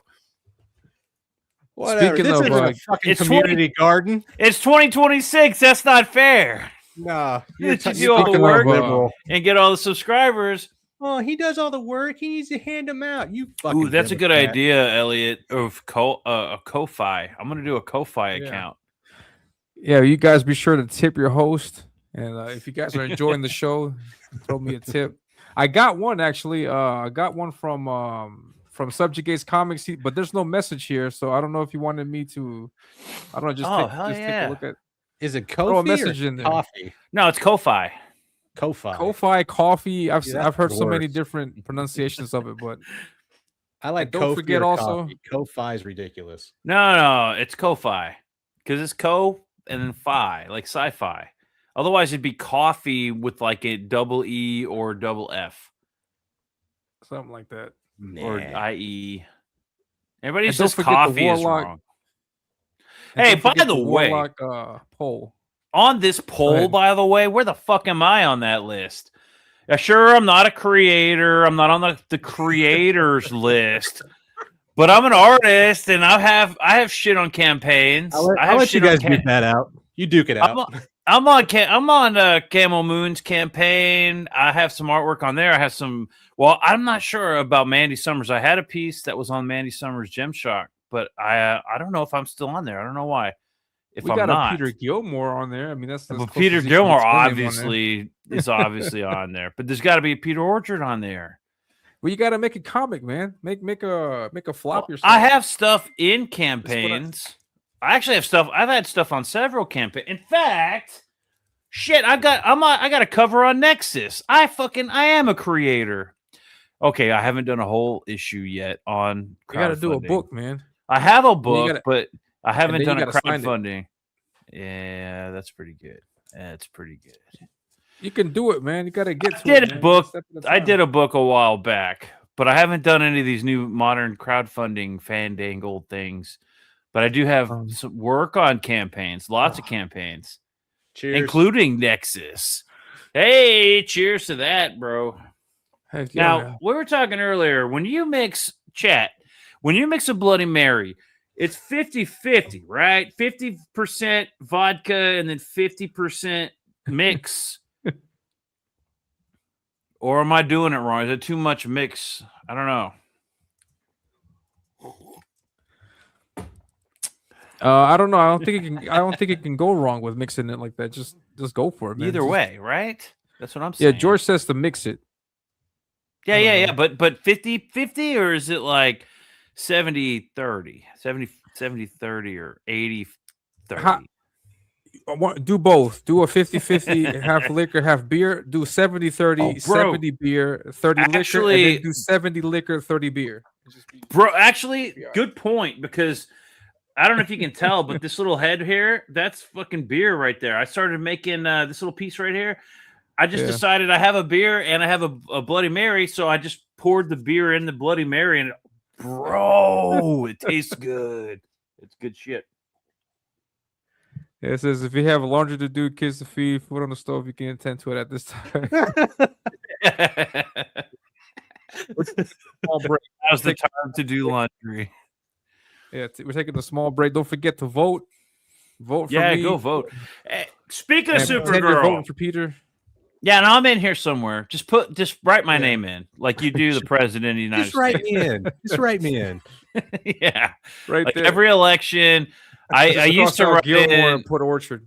Yeah, I used to write in Darth Vader on the election ballots, and then we started getting some interesting characters in the ballots. So You're in there. You just George got to check says- the box that says other. yeah, other, and then Peter just write in my name. I need to be on that list. Why the fuck am I not on that list with Dan Lawless? I have no idea. Can you explain it, Jake? Can you explain it, Elliot? I'm as flabbergasted as Make you your are. book, man. You got to make. It your makes book. no fucking sense. I'm on next. You got to make your book. They put me This up is there with gonna be- Kelsey Shannon. That's some fucking clout right there, bro. You believe me? I fucking bragged that clout. I took that clout and fucking ran with it. This is gonna be the quote for the day. I'm on Nexus. Yeah. If you want to check out some of Peter Orchard's art that he's done for people, check out this book. Yeah, bro. I'm on Projectile Reptile. But that's not You your get- cover, though, man. It's not my cover. Oh No, man, I he showed have off the the wrong good cover. cover. Nah, Oh, you bro. got your I'm on cover. Elliot, fuck your book. I'm on Projectile Reptile, bro. I got a cover on.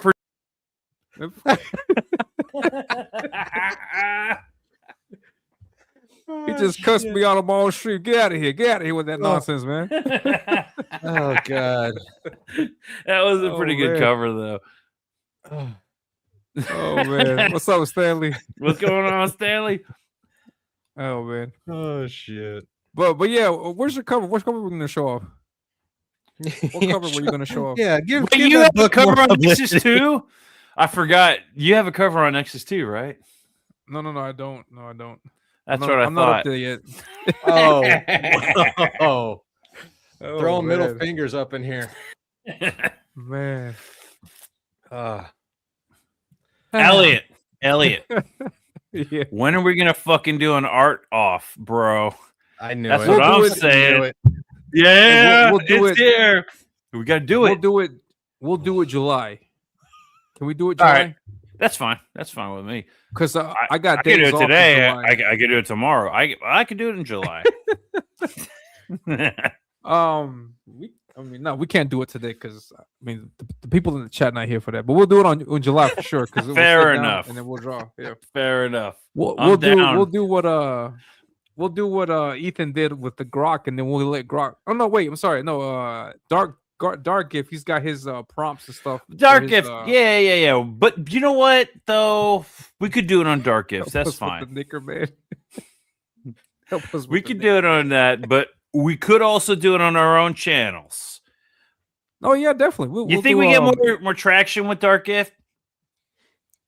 I don't Where's know. Dark Gift? He's not even in the chat. No, he's not Well, in the all chat. right, we're going to have to take a poll on this. He's What got do his you own guys drama think? he's dealing with. Well, everybody in the chat doesn't even know who the fuck I am, so they're. They will after this.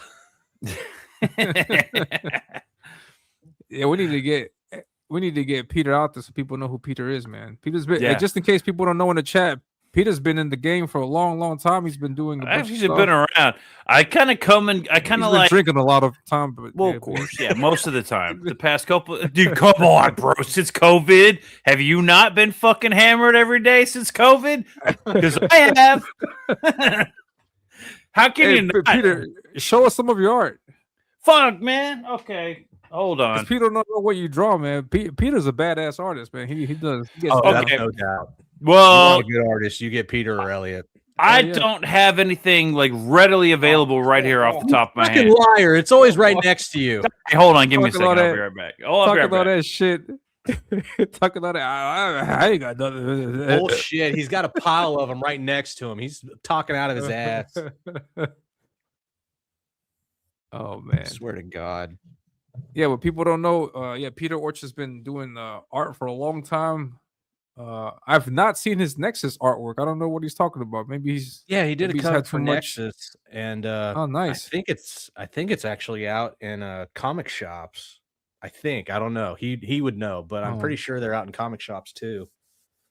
Sweet. But he did a good job. All right. All right. All right, here we go. Whoa. Let's take see all two of your pieces. All right, hold up. I did an ominous piece in here once. Oh, you did? No Nah, way. Nah, I got a really cool I piece did. right here. I did, but it's not in this book. Okay. Okay. You know, Peter hadn't even done one for me yet. Elliot. This is a piece What I a did friend. back in fucking What? Inglorious Rex 1 days, where I did Salamandroid versus Inglorious Rex. Okay. That's dope. before I realized how big Inglorious Rex was, because Shane Davis didn't really emphasize the size of Inglorious Rex, and I was looking at a lot of Dan Lawless artwork, and I was like, okay, so he's roughly the size of like a little bit bigger than a human being. So I'm like comparing him to Salamandroid, and then I found out how much bigger he was. So this piece ended up being kind of shit. You should have had Salamandroid throwing a pinball machine at Inglorious Rex. Yeah. And then I did like a Comics Gate piece, Jim Lee homage to Comics Gate. And then a lot of guys have now been crossed off the list. I've had to X out people off this image since I did it. John Malin. The godlike piece. What the fuck just fell out of the book? Oh yeah, the one that people keep shitting on. On my piece? My artwork? No, on Godlike. Oh yeah, what the fuck is up with that, dude? Godlike rocked, man. Hell yeah. Shit, dude. You spilled the margarita. Fuck. Well, no, one of my pieces fell out of the book. That's bullshit. All right, hold up. I got a Gem Shock piece in here that ended up like Mandy was using it. She was going to use it as.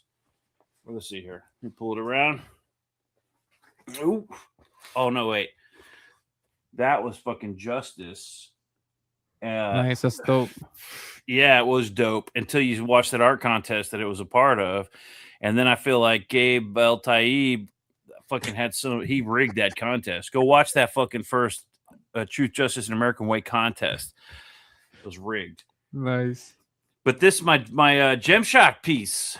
Now Gem Shock, she was using that for a minute in the collector. She was making a print out of it, and then I got fucking hammered one day and was like telling her, "Hey, you don't owe me." Like she was like, "What do I owe you for that?" And I was like, "Well, I don't know, a collector's box, maybe a T-shirt, blah blah blah blah blah." But then like a while later, I was like, "What the fuck am I doing asking her for a collector's box, like a $200 box?" So I sent her a message, being like, "You don't owe me shit for that piece. I already backed the campaign. Just sign the fucking book, and I'm happy."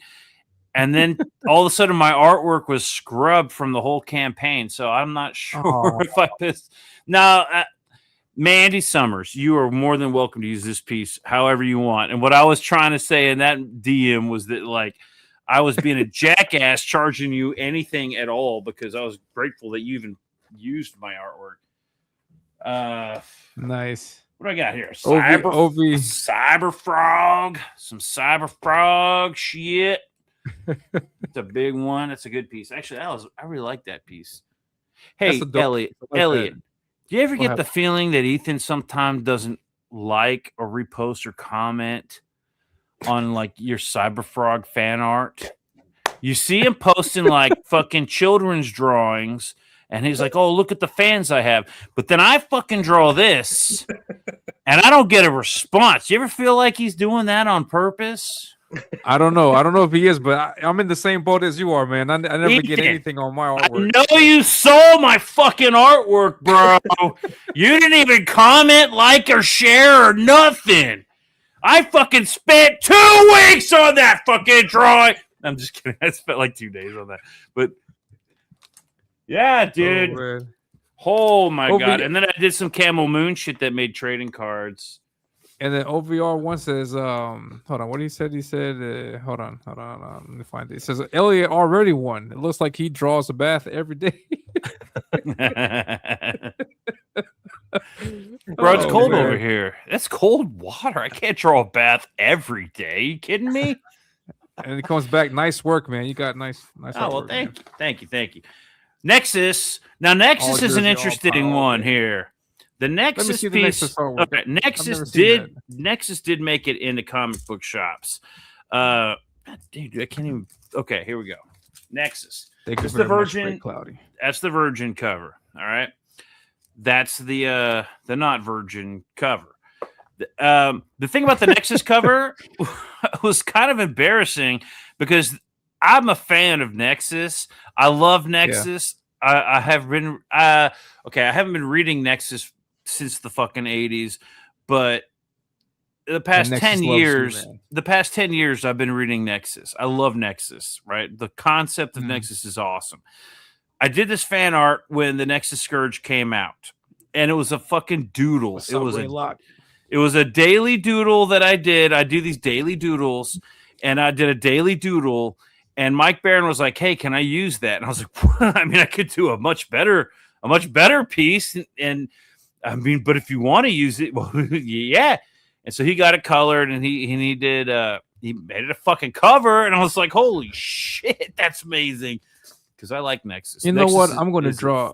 I'm going to cool draw cover. Nexus too, man. Bro, draw Nexus and read Nexus. Everybody needs to read, not just Nexus Scourge. Go back and read the old shit, Steve Root, all that shit, Nice. man.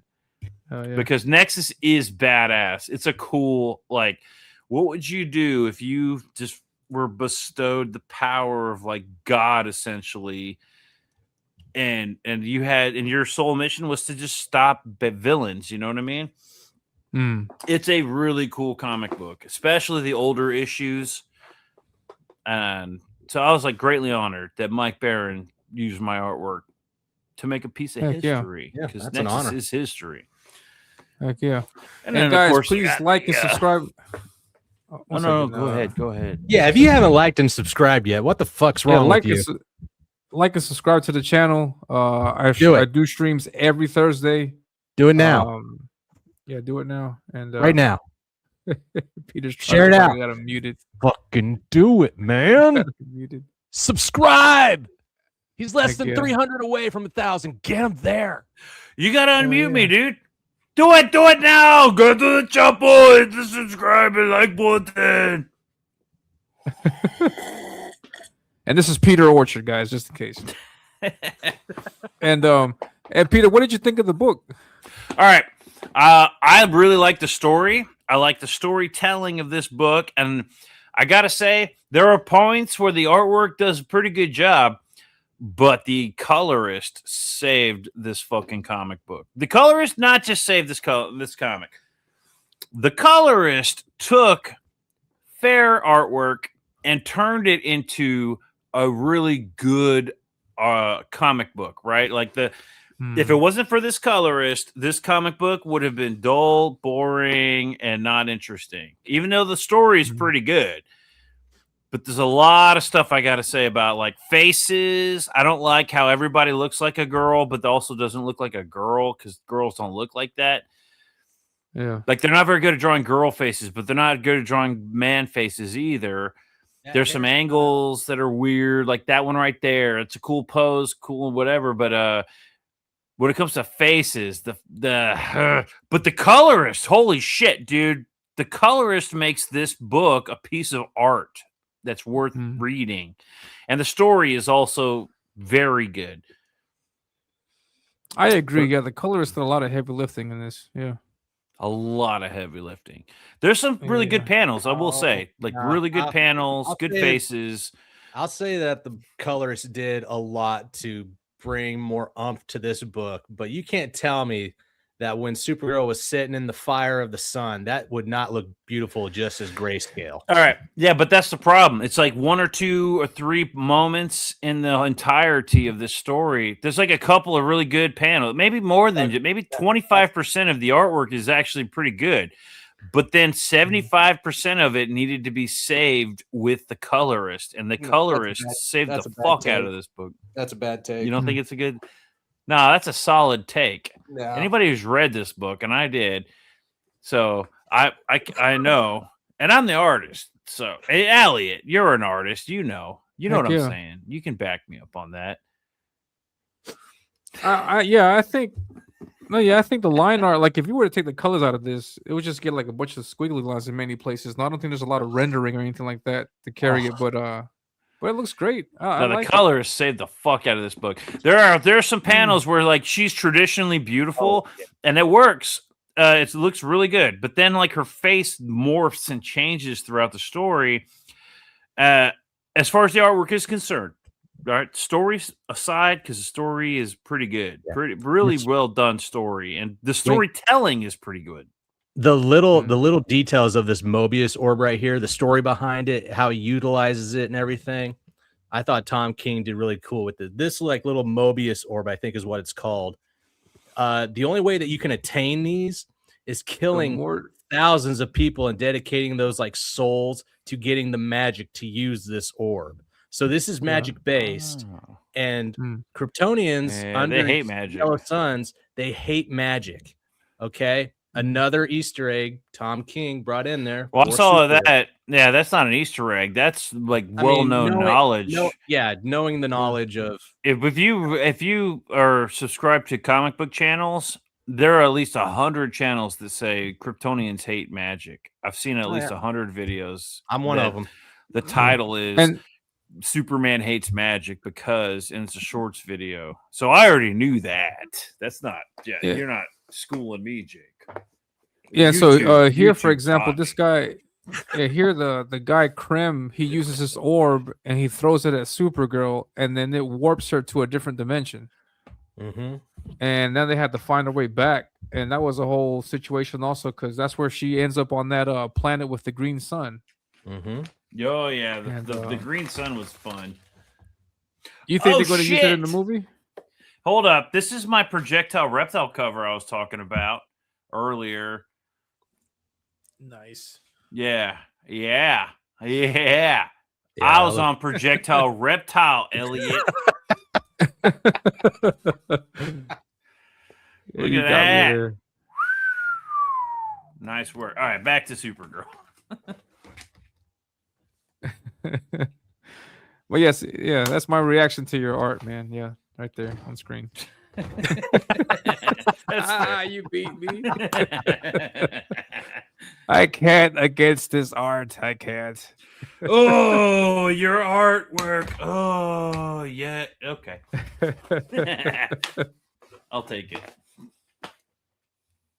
Yeah, and this is a nice segment. Also, Ruthie starts fighting back. Yep, that was cool. Jake, you think you're going to use that orb in the movie?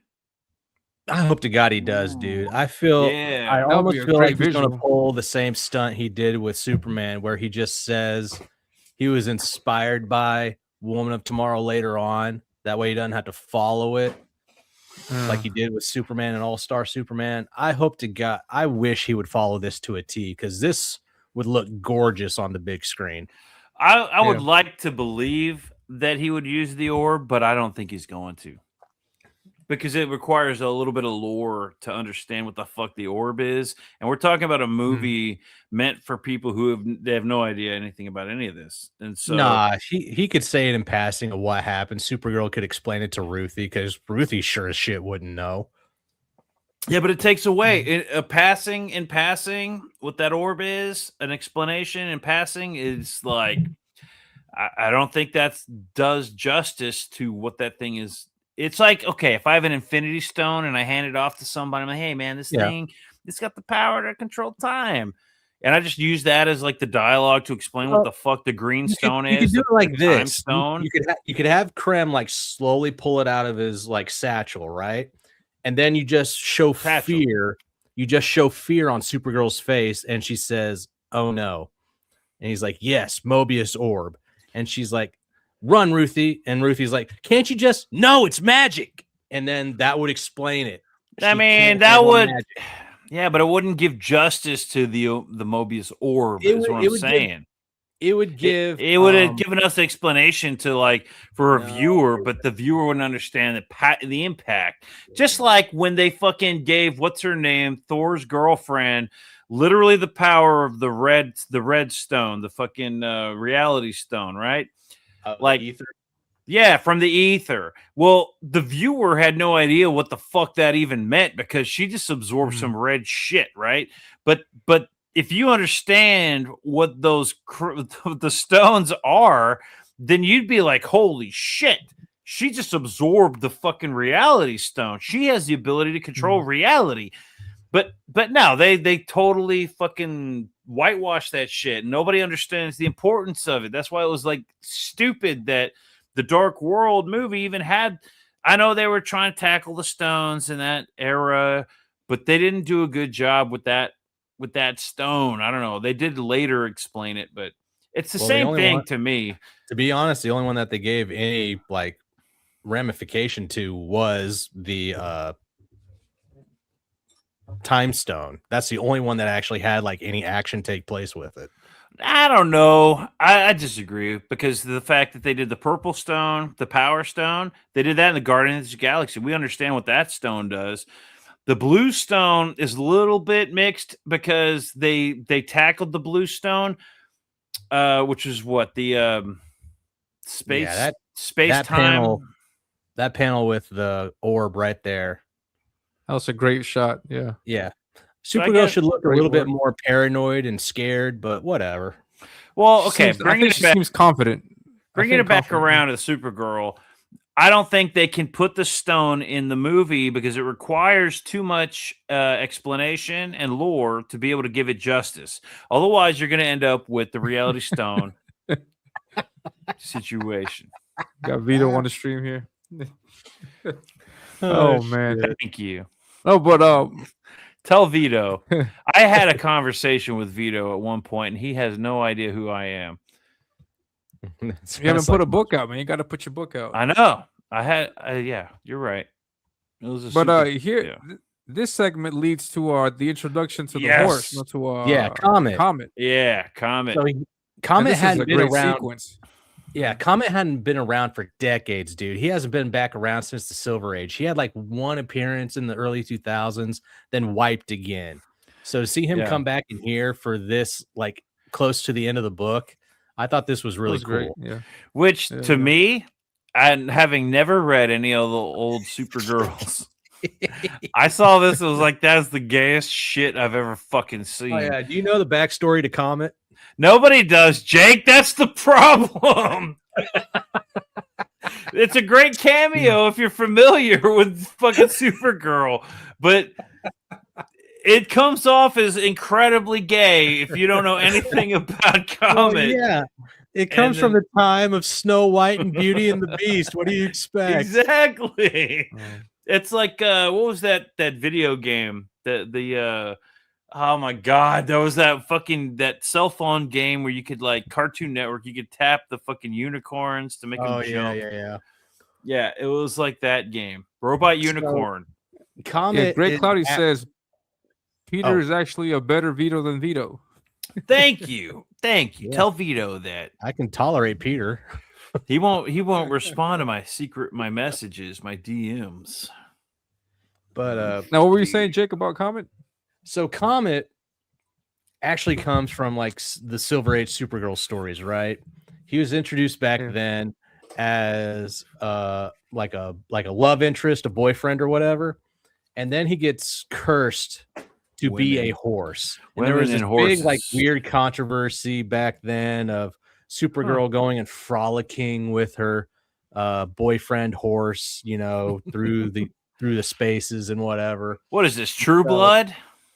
But yeah, that was the whole thing. Comet back then, he was a man who was turned into a horse by a curse, and so he was stuck as a horse. I mean, he died, but came back and was then a man at his death, kind of like Beauty and the Beast and everything. But those were those old, like, you know, Disney princess stories from back then. And so to have Comet come back for this story at the very end, I was like, oh shit, it's Comet. Which is fucking that's awesome, Jake. But for the rest of us, it's like, what the fuck is this shit, dude? Oh, I would love. This story just took a weird turn with this fucking horse shit, and I like enjoyed it. she's like in love with a horse. That's typical. That makes sense with DC at the time. Oh man, but I thought it was great. good. I love this callback. No, the moment was pretty cool. And then with Jake explaining it to me, because I'm like, what the fuck is with this horse? Oh, bro, you don't even know, bro. And I was like, it looks pretty gay to me. No. I'm about to tell you, bro. And then yeah, he explains it to me, and I'm like, okay, that's kind of cool. Until the image of the horse as a human. And I'm like, bro, that's fucking Vasilis Lolos. Right, dude. he looks like the dude that the Beast turned into at his death. That's not an Just a insult. beautiful metrosexual man. Yeah, bro. And that's not an insult to Marduk Knight and Vasilis. No, not at all. But that looks exactly like fucking Vasilis. I swear to God, the artist is in love with Vasily because that's exactly what he looks. I mean, come on, man. Well, Let's what get did you to that. Let's expect? see. Fucking Mr. Ed to pop up? No, it's a good take because if it was like a manly man or if it was like a feminine man, I wouldn't have been impressed. But no, dude, they knew exactly what they wanted when they drew that fucking Yeah. thing. So they finally, They wanted Vasilis. They wanted Vasilis, dude. Yeah, man. they finally come And then up this is the on- last. This is the Yeah. last segment of the comic Oh, where we she missed takes it. on the whole entire ship.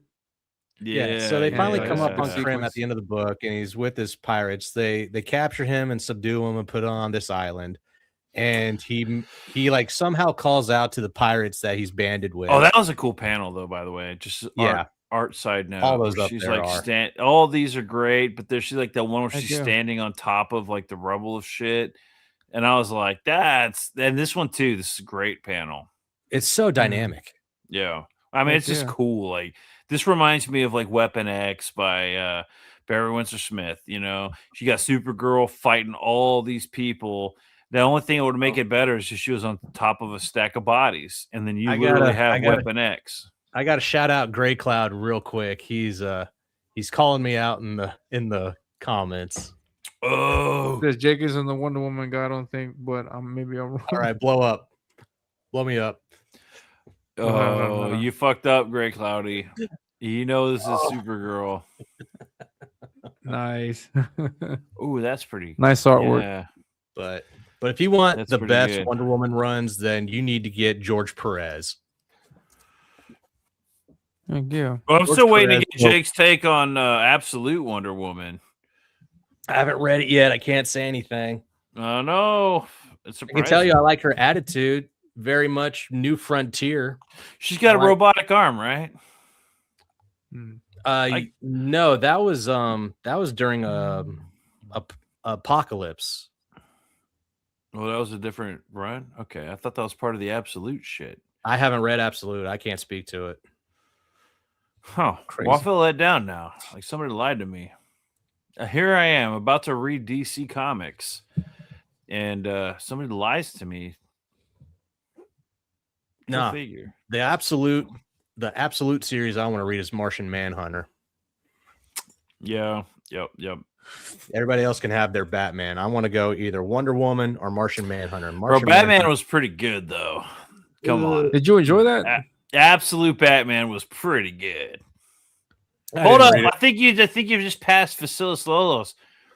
Yeah. You had to have passed because at this scene, That's not here yet. Oh, there it is. there, right there. That's fucking Vasilis. Vasilis, this is Yeah. you, bro. That's Comet's human form. Yes. Comet's human form is right there. That's fucking Vasilis Lolos right there, man. Beautiful man. Such I'm a gonna tag beautiful- with Silas. Fucking dude, tag him. Fucking beautiful man right there. I don't want to see Comet look like anybody else. Other than Vasilis. Yeah, I would, yeah. I would just, Comet, I would screenshot this right here and say I didn't know Vasilis was on the show. bro. No shit. I was like not sold on Comet, but before Jake explained him to me, but then I saw that panel, was like, that's fucking Vasilis Lolos. I'm sold. And then Jake explained it to me, and I was like, they made everything, all the puzzle pieces connected. I was like, Heck that's yeah. it. Makes perfect sense. Yep. This scene right here, dude, this whole scene with the fucking guy with Yeah. Krem on the beach, and he's been punished for all this time, and he's like, Oh, yeah, we're not there yet. we're not there there yet. yet. We're not This at that is right point before yet. that. Yeah.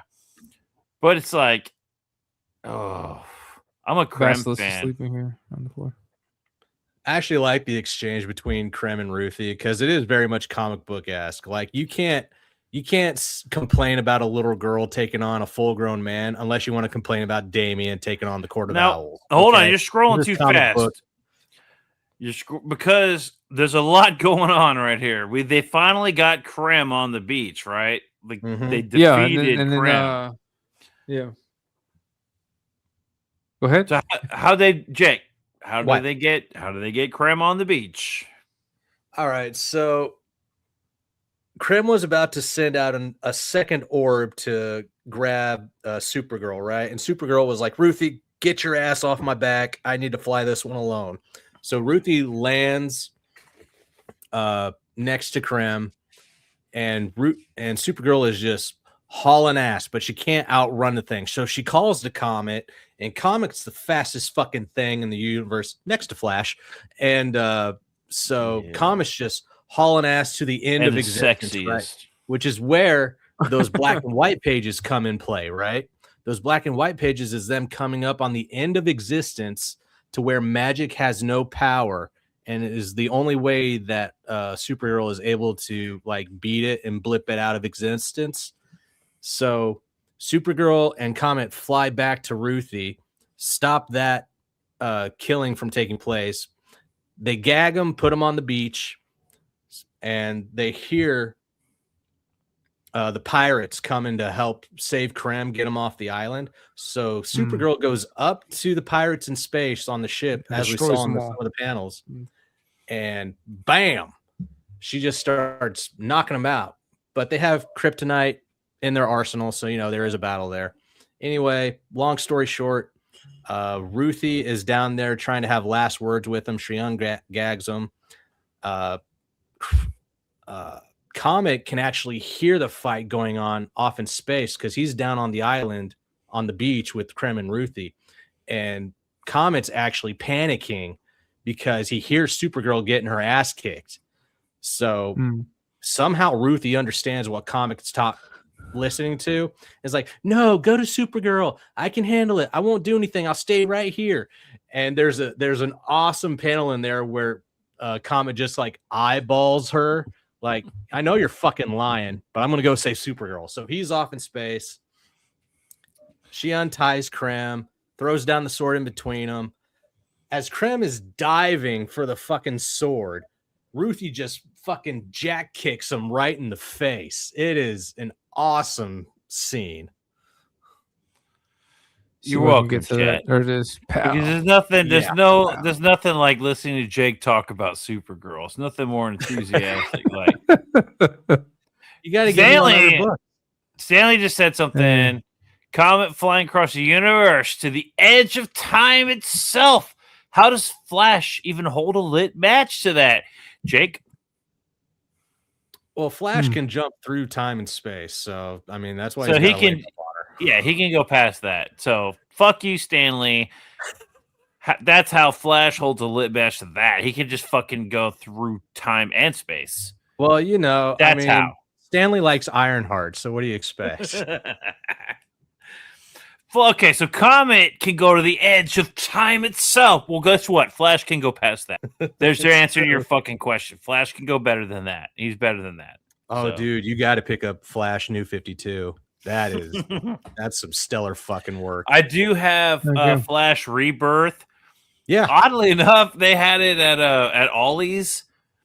I don't know if DC is like ditching all their fucking Ethan Van Sciver, Shane Davis shit, but they found a bunch of fucking Shane Davis and Ethan Van Sciver DC shit at Ollie's. And I picked it up. I scooped that shit up, bro. I'm waiting for the gallery editions to show up because hot damn. That's some fucking cool stuff, man. If you want a good Ethan Van Sciver DC comic, other than Green Lantern Rebirth, no, Green Lantern is where it's at. Like Flash Rebirth doesn't hold. Ethan Van Sciver was on the Sinestro Corps War. Yes, the Yellow Lantern book. That's a beautiful book. Yeah, all that Green Lantern shit, man. The Flash Rebirth is pretty good, but it does not hold a lit match the fucking Green Lantern stuff.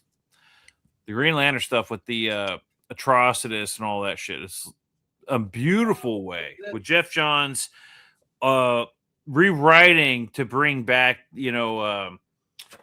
Hal Jordan, give him some justice. Beautiful. Now, in this is where, like, after everything that Jake narrated, they get to this last part where they fast forwards into the present time. Yes. And then we get the ending to the story. And why does she have to look so different? She's obviously not aged any. Why do they make her look like an old granny haircut? I didn't like this part. Like, she's in a different suit, fair enough, whatever. But her haircut looks like I have a picture of my grandmother with that haircut. Yeah, because she's aged. She hasn't aged. No, she's not aged. No, Ruthie is an old lady. Ruthie, even though Kryptonians age slower, But you still see some gray hairs on Superman when Bruce Wayne's an old man. Yeah, how And then many Crypto's years? back. Crypto's obviously back, of course. Fuck Crypto. Man. That's why I put in quotations died.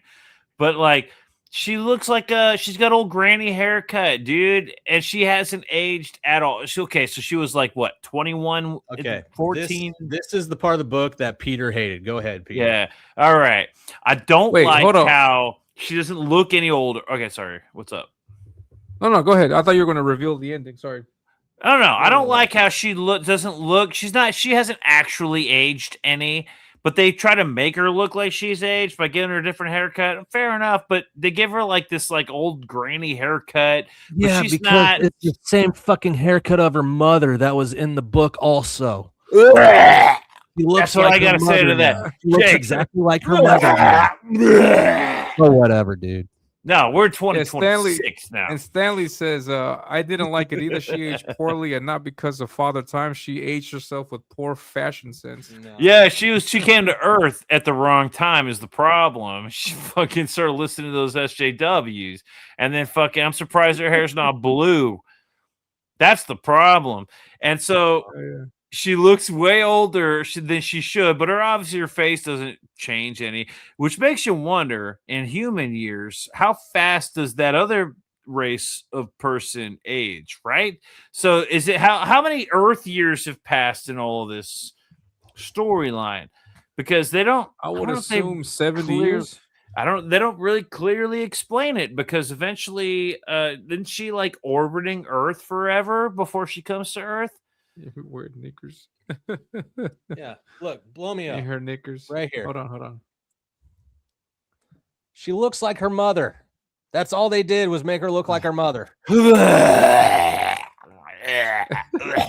With boy. Comet in the picture. Fuck off.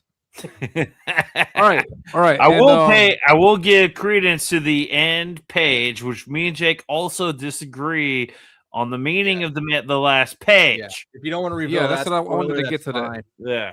Hold on, I wanted to get to that. Like in this last scene, we see that she's got this cube with like this thing. She throws it in the air, and then Krem comes out. Yeah. Yes. And I'm assuming So that's the Phantom trapped Zone. Krem. No, so He's Phantom Zone.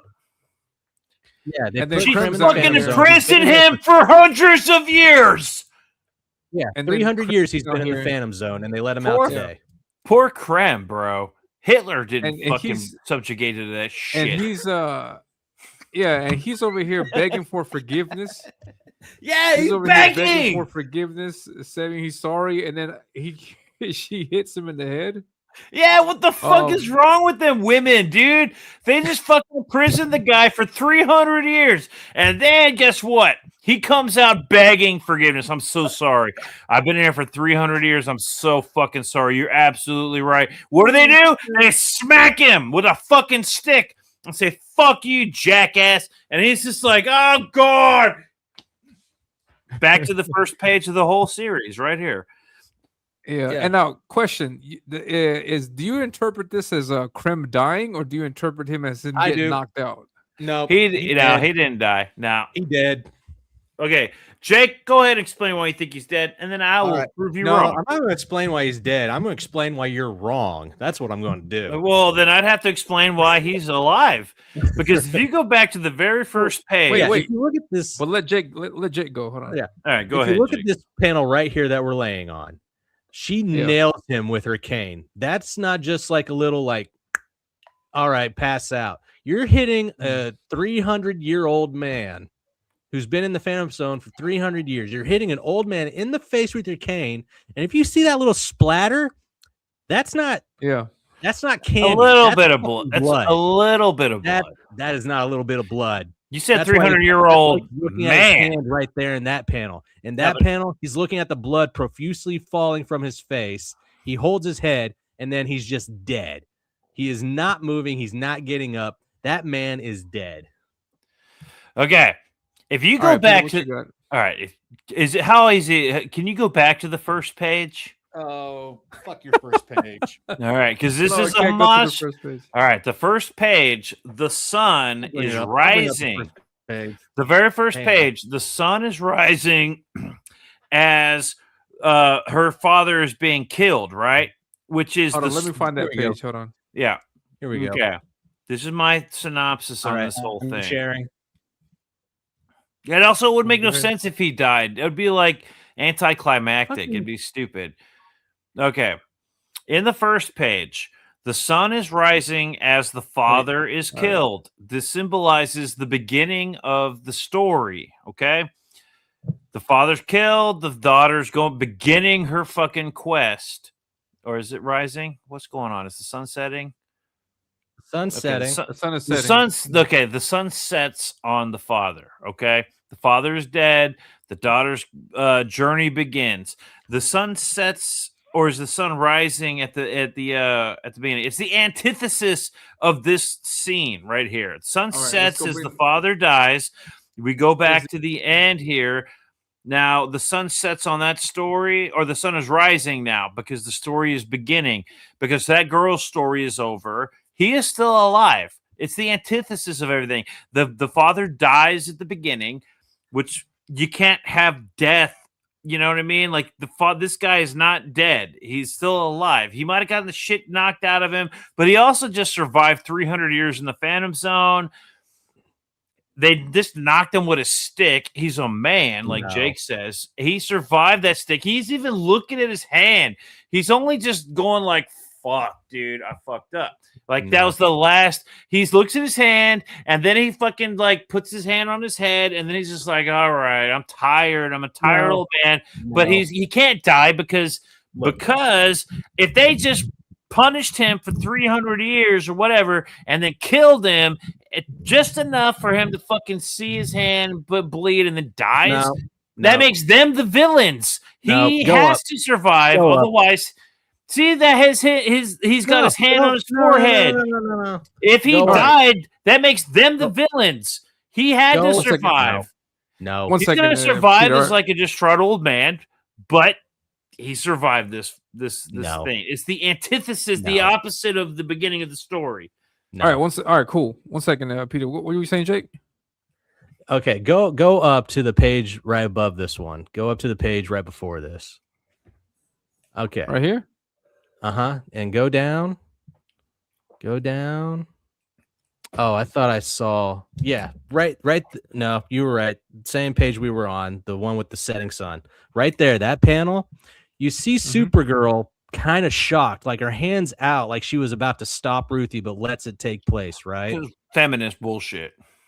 Now you see the sun rising on this. Now your thematic element for the storytelling with the background is on point, but it's for a different reason. We're setting the sun is rising on a new chapter. Krem is now behind her because he's gone. This whole Not time, gone. He just this doesn't whole matter. time, the whole time that he's been in the Phantom Zone, she's still, after all that time, she thought she was over it. Those feelings crept back up when she saw him, and she put the final blow to him. All right, that'd be a super feminist leftist way to end a story. I would like to give the writer a little more credence and say, okay, you see in this panel right here, she walks away. Supergirl then walks away. He's still alive because he's got that. If he, come on, if that smack with all the blood and shit coming out, if that was a true impact of like mortality, he would have died instantly. The fact that he was holding his face, he's looking at his hand, he holds his face, that proves that he's still alive, but that now he is not important to these two characters anymore because he didn't have to die. If he died, if they literally killed him in that scene, then they are the villains. And I don't think that's the intention of the writer. I don't think that makes Now- Supergirl. Hold on. I don't My theory. Hold on. Now my Go theory. ahead. All right. Now, I had not noticed that antithesis thing that you had mentioned, Peter. I think that was a great observation. But me, in my particular opinion, from the way the story goes, this panel right here, because we segue to the future after cutting abruptly from this scene at the end, like at the end of the beach scene where Ruthie's right there ready to kill the guy, and then Supergirl interrupts her, and then she's enough's killing's been done. Come on now, hours move quickly. let us find a punishment for this man, a grave for your horse, and company for your like. It seems that Ruthie has learned at the end of the journey, like what the goodness that was Supergirl was trying to rub off on her. So I would assume that in the future, that when they would see this guy again, that she would continue with that. With that Yeah, goodness she's a in her heart woman. and that sympathy, empathy, and then Yeah, she would women don't think forgive like him, that. essentially. No, that's what I thought. Like story wise, if you're Of course this she's idea, gonna be like, yeah, she Hold on. might have been punished for the past 300 years, but you know what? I learned, even though I learned my lesson a long time ago, I still want to kill him because that's how women think. No, yeah, you're interpreting a lot of things in there, but I'm saying like if story wise, like if the story is Accurately. pushing this whole idea like forgiveness, do what's good, do what's good, That's not how women think, bro. That's how men think. Yeah. And that and I'm saying like if at the end of the scene they don't do that, I figure that doesn't do the story justice. Of course, I a would woman assume would fucking smack a dude and try to kill him after he's been punished for 300 years in the Phantom Zone. That's how women are. But men are men, and they survive. And he fucking is holding his nosebleed. And then when the women walk away, he's just like, fucking goddamn women. You know what I mean? You know what I'm saying? But men, he's just sitting there going like, thank God for the peace right now because the women are gone. All right. Jesus. All right, break out Grok. He's going to end this one. He's going to end this debate. Ask Grok if Krem died at the end of Woman Tomorrow. I don't know, man. Grok was not complicit in his crime with me. I asked Grok one time about a situation, and Grok totally reeled back after being complicit. I'm just saying, Grok's not a reliable source. No, I read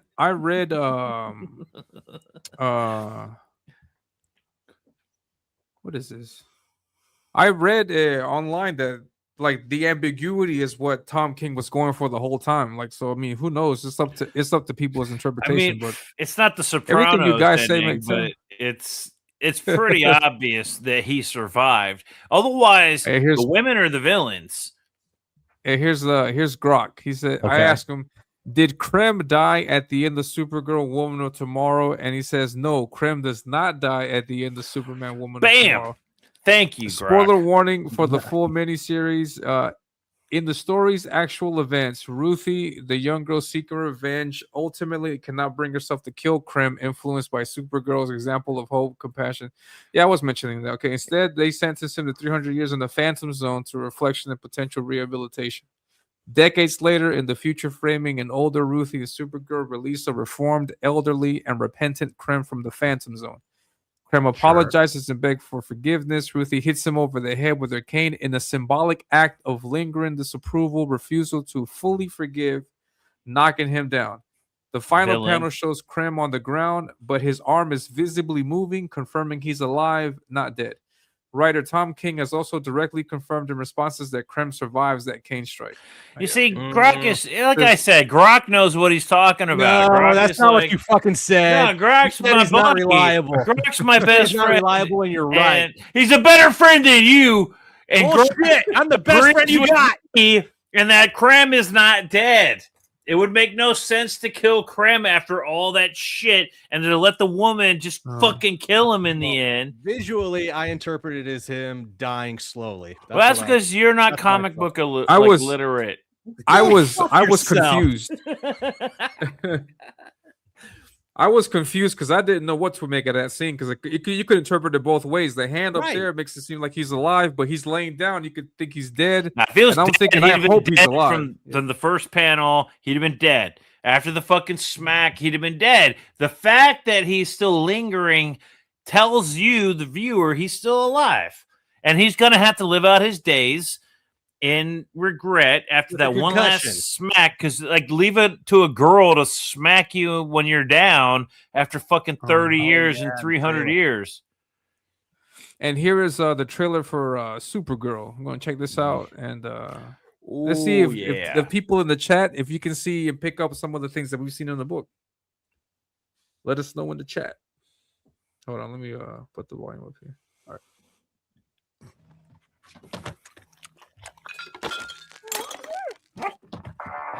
fucking Crypto. Put the arrow in him now, please. I hate that. I hate that. You managed I to thought that most was of it funny. on the paper this time. Good job, buddy. I like this Supergirl actress. I do too.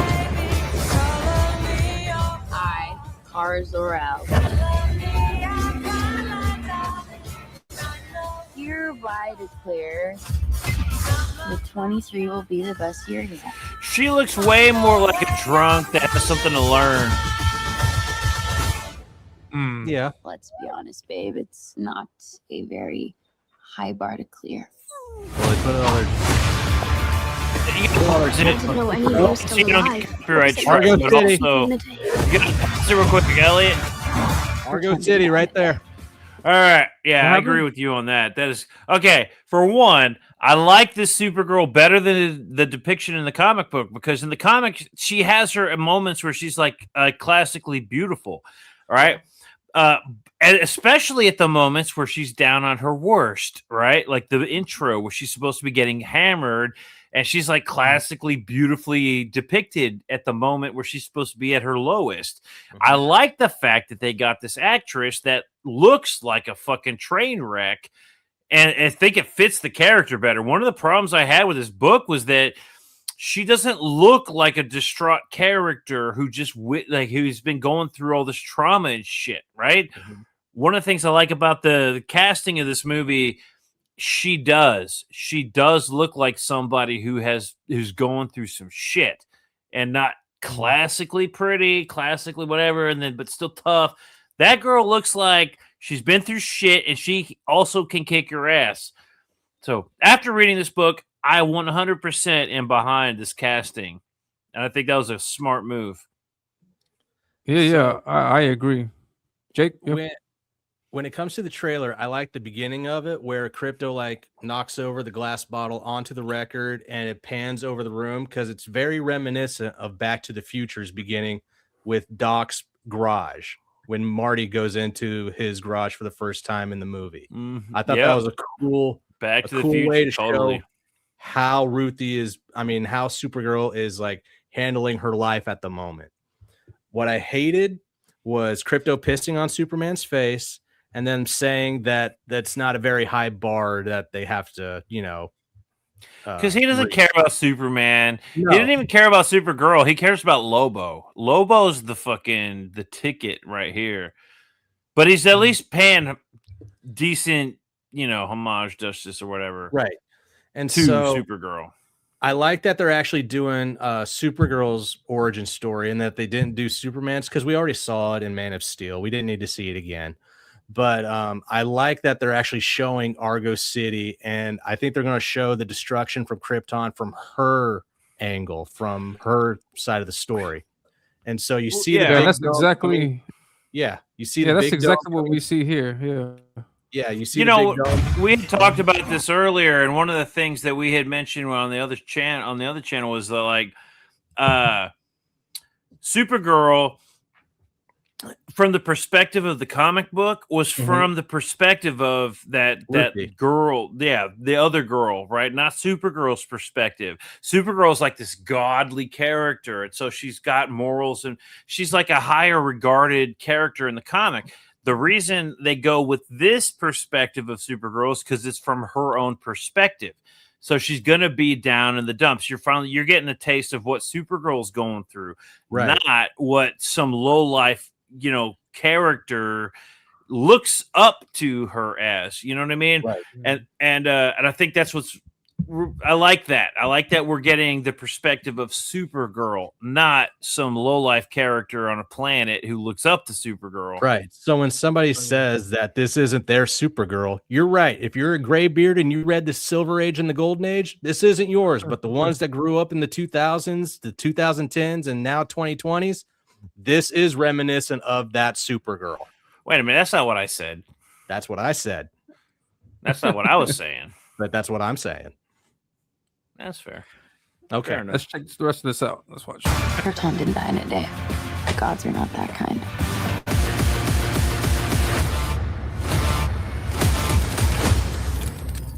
Okay, this doesn't. we can interpret that these are the pirates that are going to go after that are teamed up with Krem, Oh right? yeah, the Yeah. team did. No, these are Lobos guys. You think so?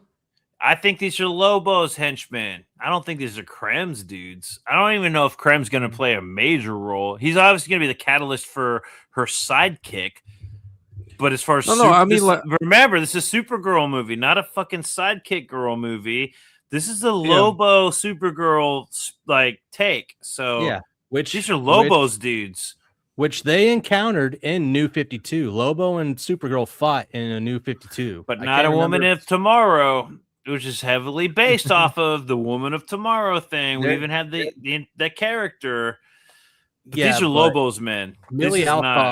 Millie Alcock looks 100% more like a New 52 Kara Zor-El than a Silver Age Kara. Sure, a better take, I would agree. But these are not that girls. This is not Krem's men. This is Lobos dudes or other bounty hunters. I'm referring to like in the story of the comic where like Krem team, like he starts working for these pirates. So I'm assuming these are the pirate bad guys that he's working with. 100%. I agree with you. Yeah. And then we see a I glimpse think of they're going to be bounty and hunters on the hunt, and then Lobo's going to be like the head bounty hunter. See, when I first saw this scene right here, I thought we were trading the high fantasy intro from Supergirl, Woman of Tomorrow, for this, and I was like, that's a bad choice. I still want the high fantasy aspect within the movie. Yeah, but This there's like double takes on that. Yeah. Because that was from the perspective of another character. For you guys. Yeah.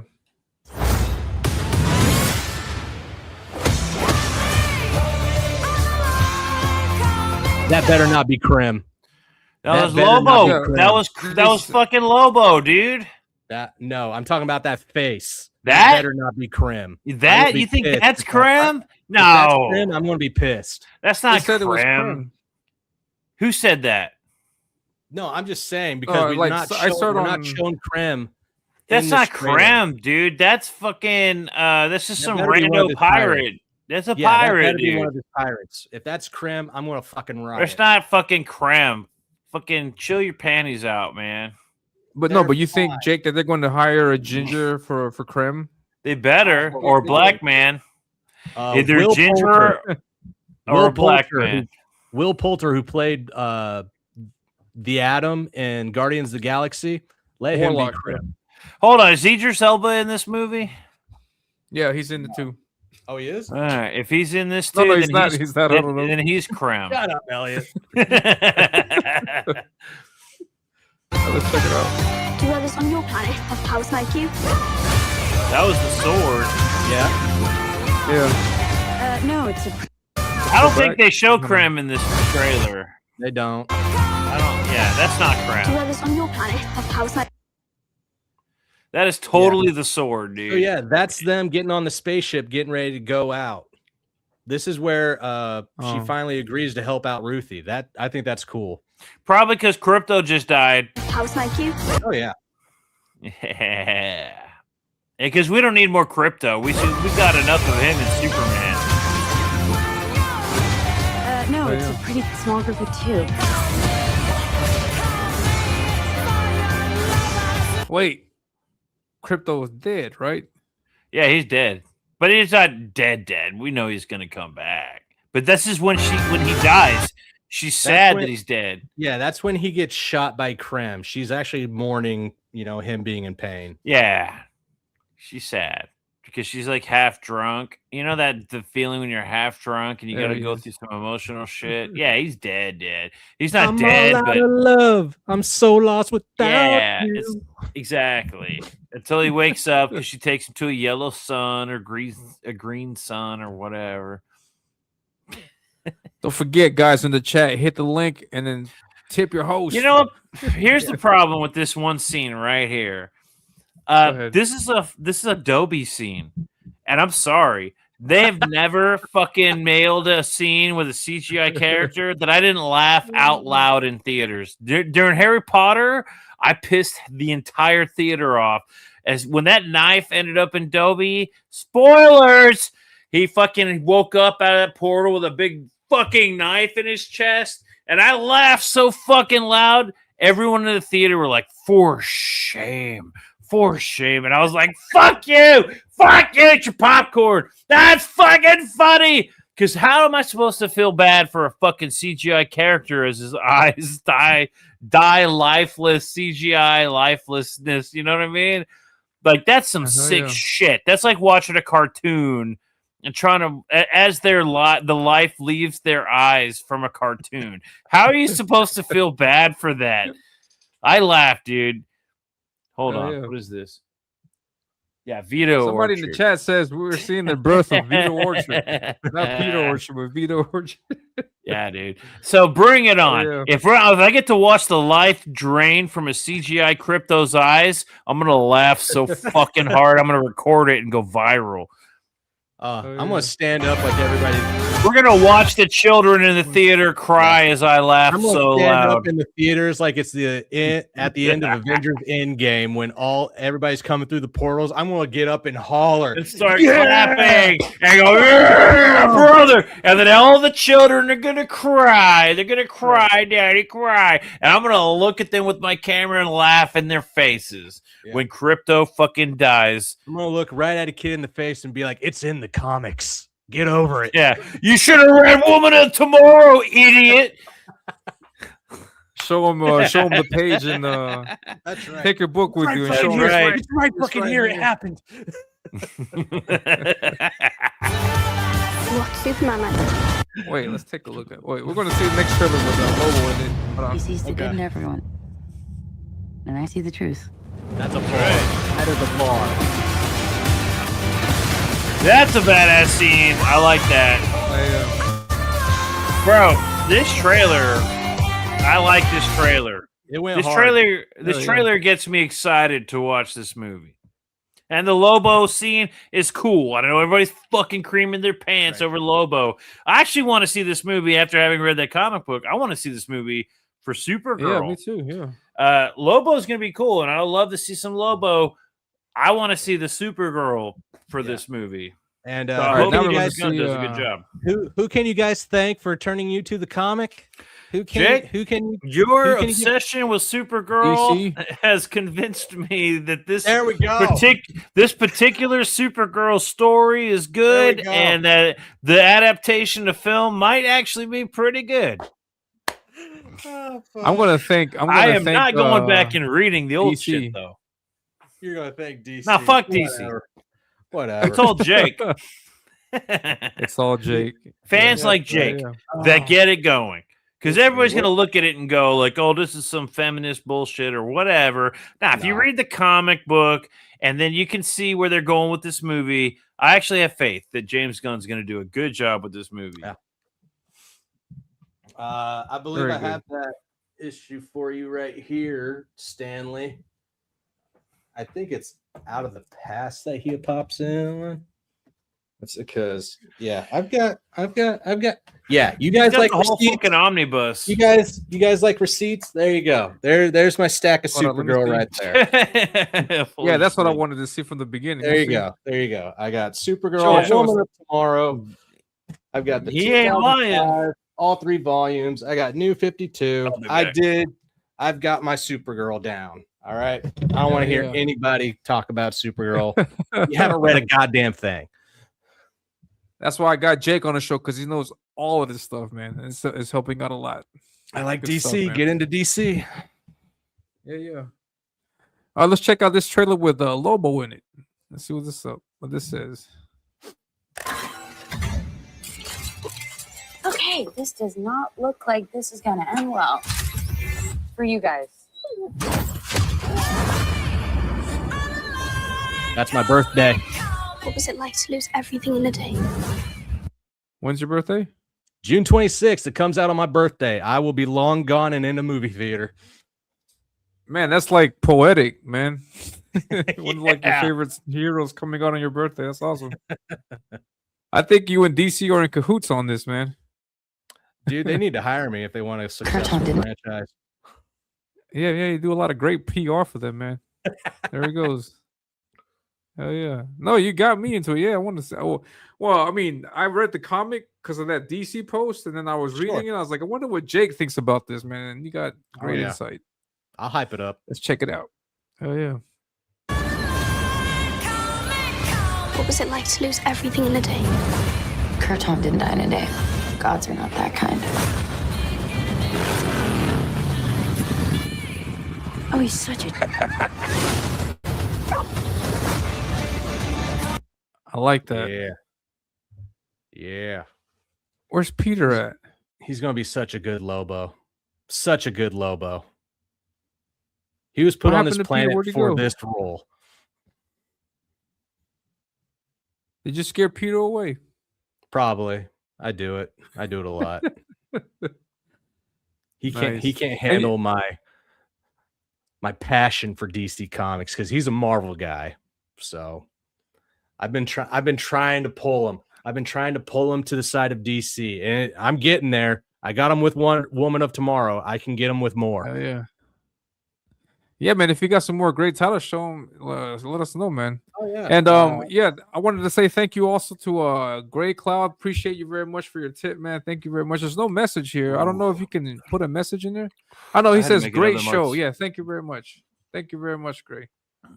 Thank you, man. I had to make another Bloody Mary. Sorry, guys. It got really quiet. I was like, man, where did Vito go? Man, Yeah, I know. Yeah, dude. That's how it happens. I know. That's why I warned you before I came on. Like, you sure? All right, what do you think about? Here? What do you think about Lobo? I think it's going to be a perfect cast. Nailed Let's it. take a look at this from the beginning. Hold on, let's see this. Okay, this does not look like this is gonna end well for you guys.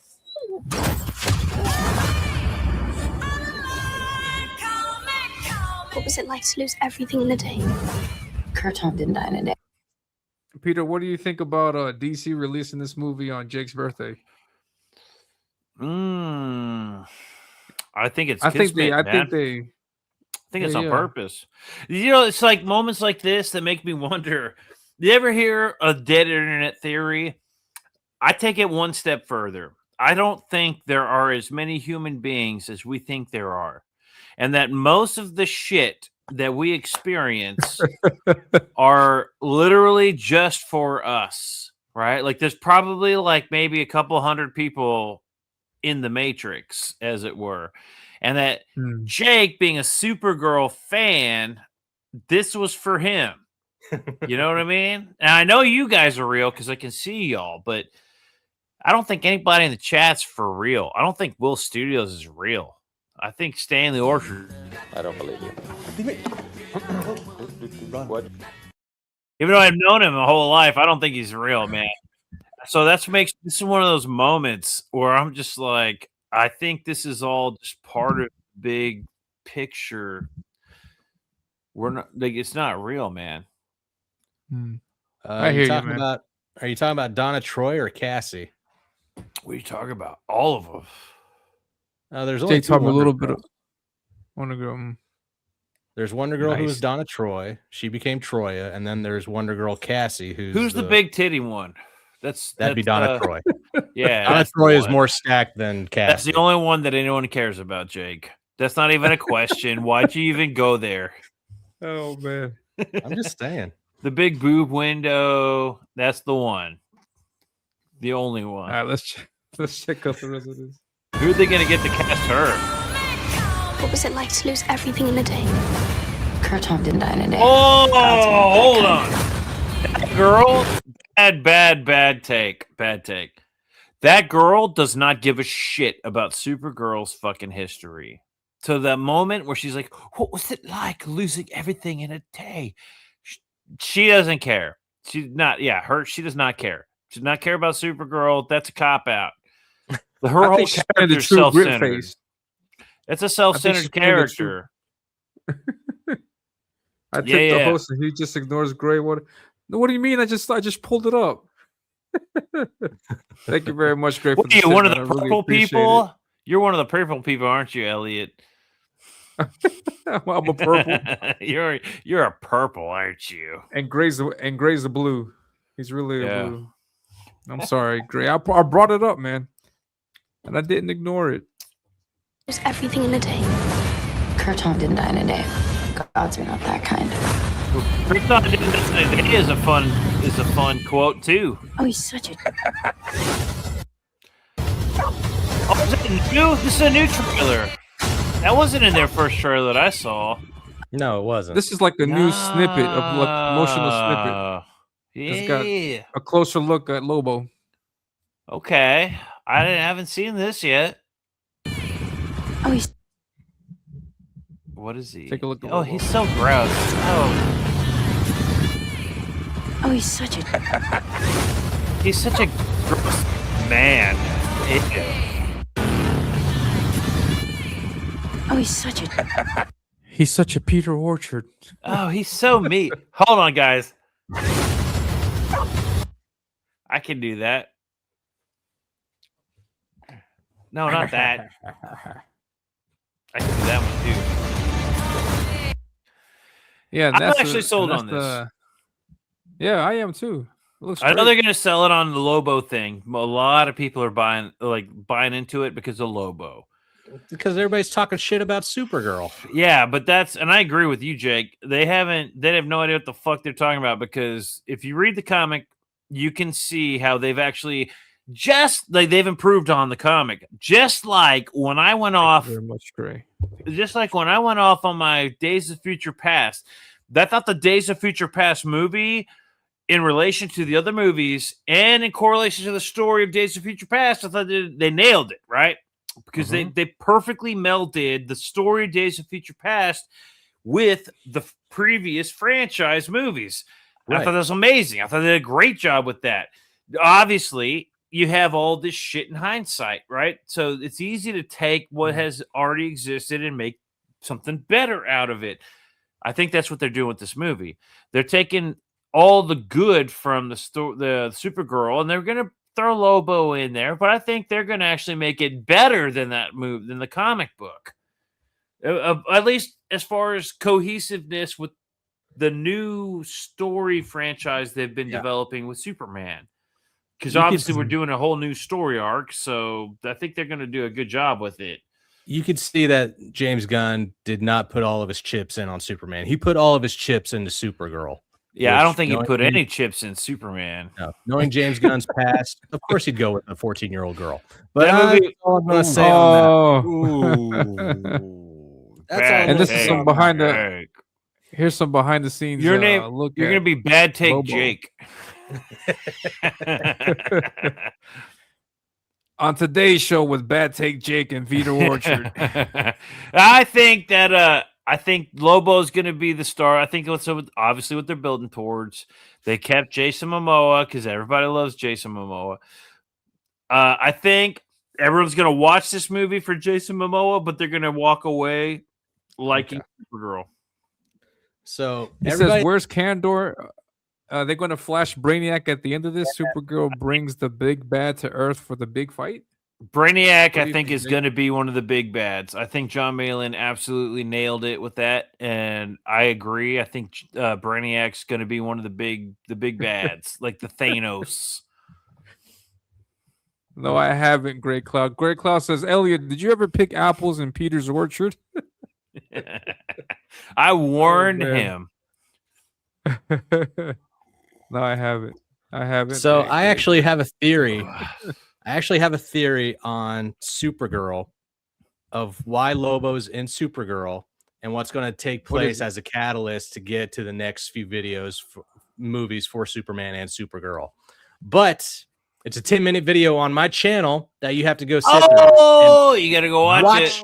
Watch the whole thing. Don't fuck up my CTR. You got to watch the whole 10-minute video. Leave a comment. Hit the like button and subscribe. If you subscribe to my channel, you need to watch my videos. I don't care if you watch the live streams, but you got to watch my videos all the way through. Don't fuck up my CTR.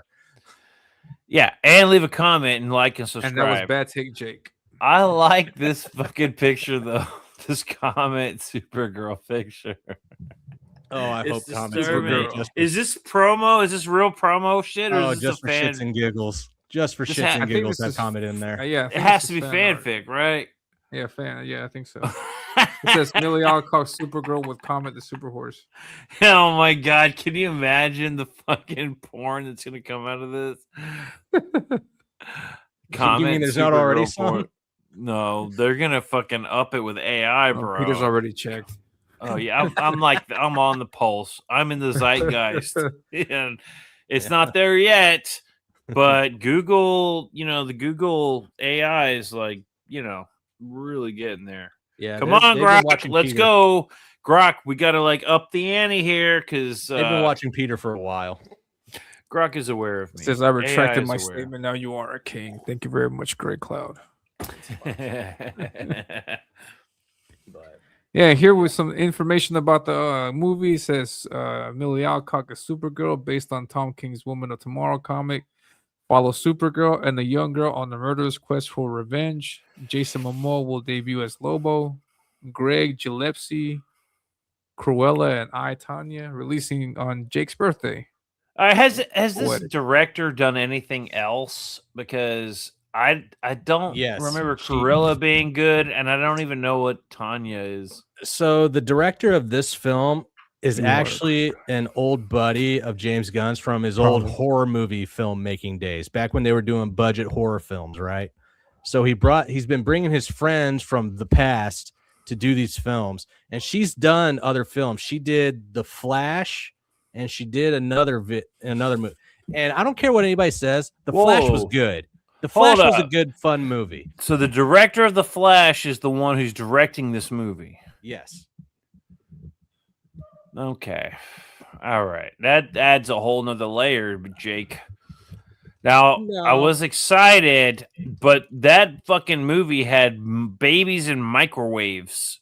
And that movie look was how- not and good. Look how much more like reserved and actually connected that trailer looks rather than the Flash's trailer. James totally Gunn better different be feel. holding this fucking bitch down with his thumb. You know what I mean? Like, Oh because that Flash movie sucked. no, it didn't. Yeah, Ezra Miller killed that, man. Yeah, he killed It that. wasn't Talking about just Ezra Miller. It wasn't I'm even talking Ezra Miller about that the killed that movie. movie. It was I'm not Ezra talking Miller about did. Ezra Miller. No, he Yeah. might be the Flash, but that movie in itself, the concepts, the storytelling arcs, the moments of character growth between him and his mother, and then at the end of the movie with himself were good calls for the Flash film. Ezra Miller Yeah, can suck I'm dick. not I even. get I'm it. not even gonna say Ezra Miller ruined that movie because I don't like Ezra Miller. I especially don't like him as the Flash. But there were moments like bad directing, bad storytelling, bro. Like that was like the baby in the microwave shit. That Yeah. whole entire intro Yeah. was Here's what the here's my fuck are you? conspiracy. Like, Here's what are my you thinking? conspiracy.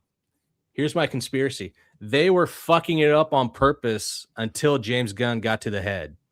Maybe, but then why would he take the person who deliberately sabotaged the previous franchise?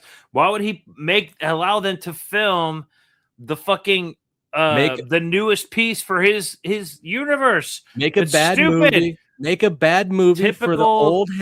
Make a bad movie for the old heads. Make a good one for her buddy. Nah, typical DC move. I'm gonna fucking hang on to what doesn't work, and I'm gonna fuck up what's coming next. Like the old DC movies, right? Batman was great. Batman Returns was great, but then we get Batman Forever, we get Batman and Robin, we get all And these fucking DC movies that weren't continuously directors' fault. sucked. That wasn't the then- director's fault. That was the No, heads no. of the studio. That's part of the problem, Jake, is that they keep hiring the wrong people to make movies. All right, heads of the studios.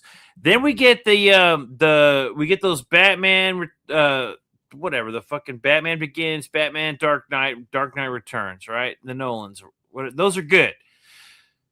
But then we get the fucking Snyderverse, okay? And then it's just a diminishing returns. The movies are sucking. They're not doing good because DC sucks at making DC movies. Oh, While 100%. Marvel was making billions of dollars off their franchise, building up to something, DC was like, like with their heads up their asses, and they kept fucking it up. And if they got the same director that fucked up the Flash movie, which the only thing good about it was Batman, and even that sucked. Like, yeah, because those costumes were horrible. I mean, that's not the director's fault 100%. It is partially the director's fault, but it's not 100%. Batman was still okay. He still did a good job as Batman, but the costume did suck. And those toys, oh my God, did you see the toys of that fucking thing? Like, he has that one toy with the smirk, and he's like, and it didn't look anything like it. Anyways, go look up that fucking toy. Anyways, the Flash movie sucked. That director should not be the one doing this unless James Gunn has that person under his thumb. Like, he's like, you're gonna fucking do what I tell you to do, otherwise you're gonna fuck it up, man. The problem is that they made the first Flash movie, not only his origin, but also Flashpoint in the same sentence.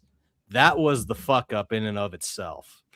But Flash outdoes time, so doesn't that make sense to have his origin and the Flashpoint story arc in one movie? Like, if you don't need Batman to fucking tell that story. That's a good fucking starting point, because his story arc isn't that great. It doesn't require an entire movie like Batman Origin does over and over and over again. Flashpoint and his everything, it's all ties together, right? Like, that could be done in a story. Better if it was done in a season like it did in the TV show, but Flashpoint was the whole thing that happened when Barry tried to go back and save his mom when he shouldn't have. Yeah. But that also can tie into his origin story, is what I'm saying. Like, his origin story is not that fucking unique. It makes perfect sense to tie that into his origin story. No, because too much takes place in Flashpoint just for it to be an also origin story. They did a good job with the Flash TV show. It would have been amazing if they had been able to tie that to the Flash TV show, because they did that's a season's worth. I agree. It's a season's worth of material, but it is something that could be done without having to do an origin movie and then a Flashpoint movie. Like, that is something you could kind of do all at once. Especially after they've done Flash. They had put Flash in several movies already at this point. They didn't need an origin story for Flash. It was already set up for Flashpoint. I think that would have been too big of a leap, like too much story like from the get-go. I think. I don't know. Because it's a lot of stuff in there. I mean, we'd had Flash in several Snyder movies already, so why bother with a fucking origin story at all? Yeah. Let's just jump to Flashpoint. Although you need some context. Just send me the link, and then I can talk about my comic. Yeah, Will, if you want to hop on, come on. We're about to wrap up in a little bit, but if you want to come on, yeah. Let me find. Before we do that, I gotta show off. I gotta show off this cover that I got for Brother Kit. An amazing artist did this for me. The best one ever. I think it's so good. That is the best piece of artwork you have for the comic book. Look at that. This is beautiful. That's awesome. I wonder who did that cover for me. Who did so it? Good. Yeah, I believe it was Elliot. Thanks, man. Thank you for the kind words. I love this dude. This is excellent. And for you to actually like send me the actual piece that you drew up for me, it's on my wall. You can see it's fucking framed. It's up on my wall. Man. I appreciate it, man. Elliot, that's one of my favorite pieces of yours, by the way. Because that is an awesome piece of work. Thanks, man. I appreciate it. And Will, if you want, the link's right here in the chat. Click it. Will, I've seen you around. Get in here. Argue with me if you want. I'll actually bow down. If Will wants to come in and he doesn't want me on I'll actually back out. I know I derailed. Willis from Different Strokes in the chat? No, I don't think so. But so I think that's pretty much it, guys. Thank you for the people in the chat. I hope you guys enjoyed the show. We were talking about the comic that's influencing the movie supposedly, and then we saw the movie, some clips, the trailer, and yeah, man. Oh wait, I appreciate you having us on. Wait, 1 second. Wait, 1 second. 1 second. This still will 1 second. I got to do this for everybody that's coming on today. We Hold on. bring in the studio this morning one of the gay rights activists, Mr. Should I call you Mr? Pepe Julian Onzima. Thank you for coming in. Thank you for Good having morning. me. Morning to you. Why are you gay? Who says I'm gay? You are gay. Will, Should I call why, you Mister? why are you gay? I like the butt pleasure. What's up, Will? How you doing, man? Being gay. What's happening, bro. Elliot? First time on your stream. Yeah, What is man. happening? I've been on Pete and Jake's stream a few Yeah. times in the past. Speaking of Brother Kit, I saw something you're going to be launching soon, right? Yes. As soon as I get 100 signups, I'm at 78 signups for Brother Kit on Indiegogo. You got the link? Ooh, I you don't gotta put have that the link in I there. can bring the link. I can Have bring you the link. already talked about this? Was this I came in an hour and a half late. See, I'm not one when you ask me to come on for a topic to just start spurging about my stuff. I don't do that. That's a No, you separate time. got have to, man. do that. Huh? Sorry, I'm like, because I'm You about gotta to spur. start my sign up page No, for but, Revenant Steel. I'll hang So on. that's one like where second. my head's at, and I'm like, let's talk about it. But Yeah, you know, definitely. You got your head in the right place. that being said, I'm glad that there was new Supergirl footage, so now I can make a video about that. I finally started making. I did a He-Man video. I got 2 likes on it. So hey, that's starting. Hell yeah. That's, The that's where we're He-Man. starting. We got to do a He-Man video. So now I can. Yeah, man, gotta got a spread your- reason to spread your talk about stuff out. Supergirl. No, like when you can, like send out the links, spread stuff out on the X and stuff, and then we'll promote it. Oh Whenever yeah, you man. get ready, come on the show. We'll talk about it. Oh, gonna I just bring up- posted the link, but Elliot, I'm for not having wrenched, so it didn't work. I got it. Elliot, blow Yeah. me up, man. Since you had me here, Brother Kit, since you had me here on your show today, because right after Brother Kit, I'm already working on Cobalt 3. But since you had me here, Yeah. I've been making 3Ds of Cobalt. Oh, nice. That looks badass. Sweet. And I have one ready here I want to send you for having me on. You've been printing. No these way. out? No way, dude. No, seriously, no, don't do that. You haven't sent me Yeah. one, and I've been working with you, Jake, for fucking years. Yeah, but he mentions Brother Kit more than you do. Oh my god! Oh my god! Hold on. Let me bring. But he Oh, mentions man. Brother Kit more than you do. So Oh I got one my ready for you. god! The I got betrayal! one ready for you, Peter. I consider that at the same time. You were a baby with Man. nonstop ass rape. Oh man. And the link to the sign up page for Brother Kit is in the chat. It's right here. Be sure to sign up for it. Jake's a few sign up away from 100, and then he'll launch this Yeah. bad boy. So Let's this take a look Where at the trailer. does this take place? Yeah, go for it. Oh, you have a trailer? Yeah. Gotta have a trailer. Hell yeah. I Let's need a take a look. trailer. 100 years in the future. Over 60 pages. Fucking awesomeness. $15. Jake, you gotta fix that. I know. $15. Appearances. Why you get?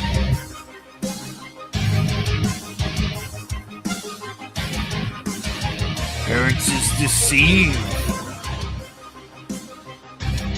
That's a cool panel. That's a good page. He will.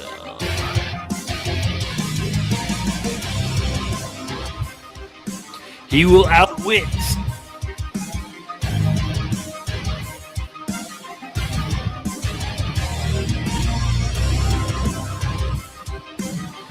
Brother Kit. Yeah. So Who There's will one. outwit Brother Kit? So Brother Kit is basically my brother, my Brer Rabbit redux, right? So those old stories of Brer Rabbit that you would see from not even Disney, but before that, even though they did Song of the South, which was, had Brer Rabbit and them in it. I'm Are there songs in revitalizing the this? stories of Brother Kit, of Brer Rabbit in Brother Kit, but putting a new twist on the old stories. So we're following a young high schooler named Devin, and he's getting ready to be inaugurated into the organization known as the Warren. And these guys have a front face of being an organization that's there to help out the world, to make it a better place. But with the infrastructure and everything and how he's teamed up with Sister V and Brother Atlas, things start going awry, and he starts questioning his role on the team, whether he's actually there to become part of the Warren or if he's a scapegoat for some of their devious activities. There you go. Ooh, yeah. Yeah, so the link is right here.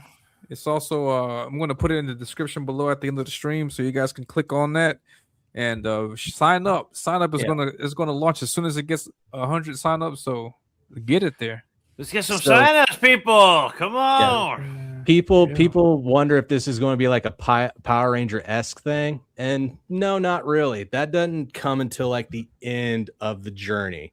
They already have their drip. I mean, look at those costumes. They don't need to power up and whatever. These are their actual costumes because the guy who's in charge of this branch of the Warren is kind of a flamboyant guy, and he likes the artsy fartsy stuff. So all of his people that work under him dress up as such from characters that are in the Brer Rabbit series. So you've got, Brother Kit, who's Brer Rabbit, Sister V, who's Brother Fox, Brother Atlas, who's Brother Bear. You were going to run into Wolf. You're going to run into Sparrow, Canary, all these other characters that were in the Brer Rabbit series, because I actually own the motherfucking catalog from Joel Schuster. Ooh. I mean, not Schuster. But the complete tales of Uncle Remus, I've read this thing all the way through. Jake, how do you hold that omnibus up with one hand? That's fake AI shit if I've ever seen it. How dare you? You know I only have one. Yeah, but I don't believe it. That's why I don't believe you're holding that thing up with one hand. That's an omnibus worth of fucking material. You're holding it with one hand like it's nothing. That's fake. These are the classic tales of Uncle Remus that have to do with Brer Rabbit. I've read them, and I'm starting to adapt them into a new action comic book. That sounds great. Very nice. Yeah. I'm looking forward to this. Yeah. Are the 60 pages already done? 25 pages of the 68 pages are complete. They're colored, rendered, ready. I'm at the point where I actually need to launch a campaign and get more funding for it. Nice. And Will, what are you working on? Hold on a second. Let me reshare my screen. I'm working off an iPad, so I got to reconnect to my little broadcaster, and then I'll share it up. So Revenant Steel. Revenant Steel is the name of this one. And share this. Revenant Steel. Here we go.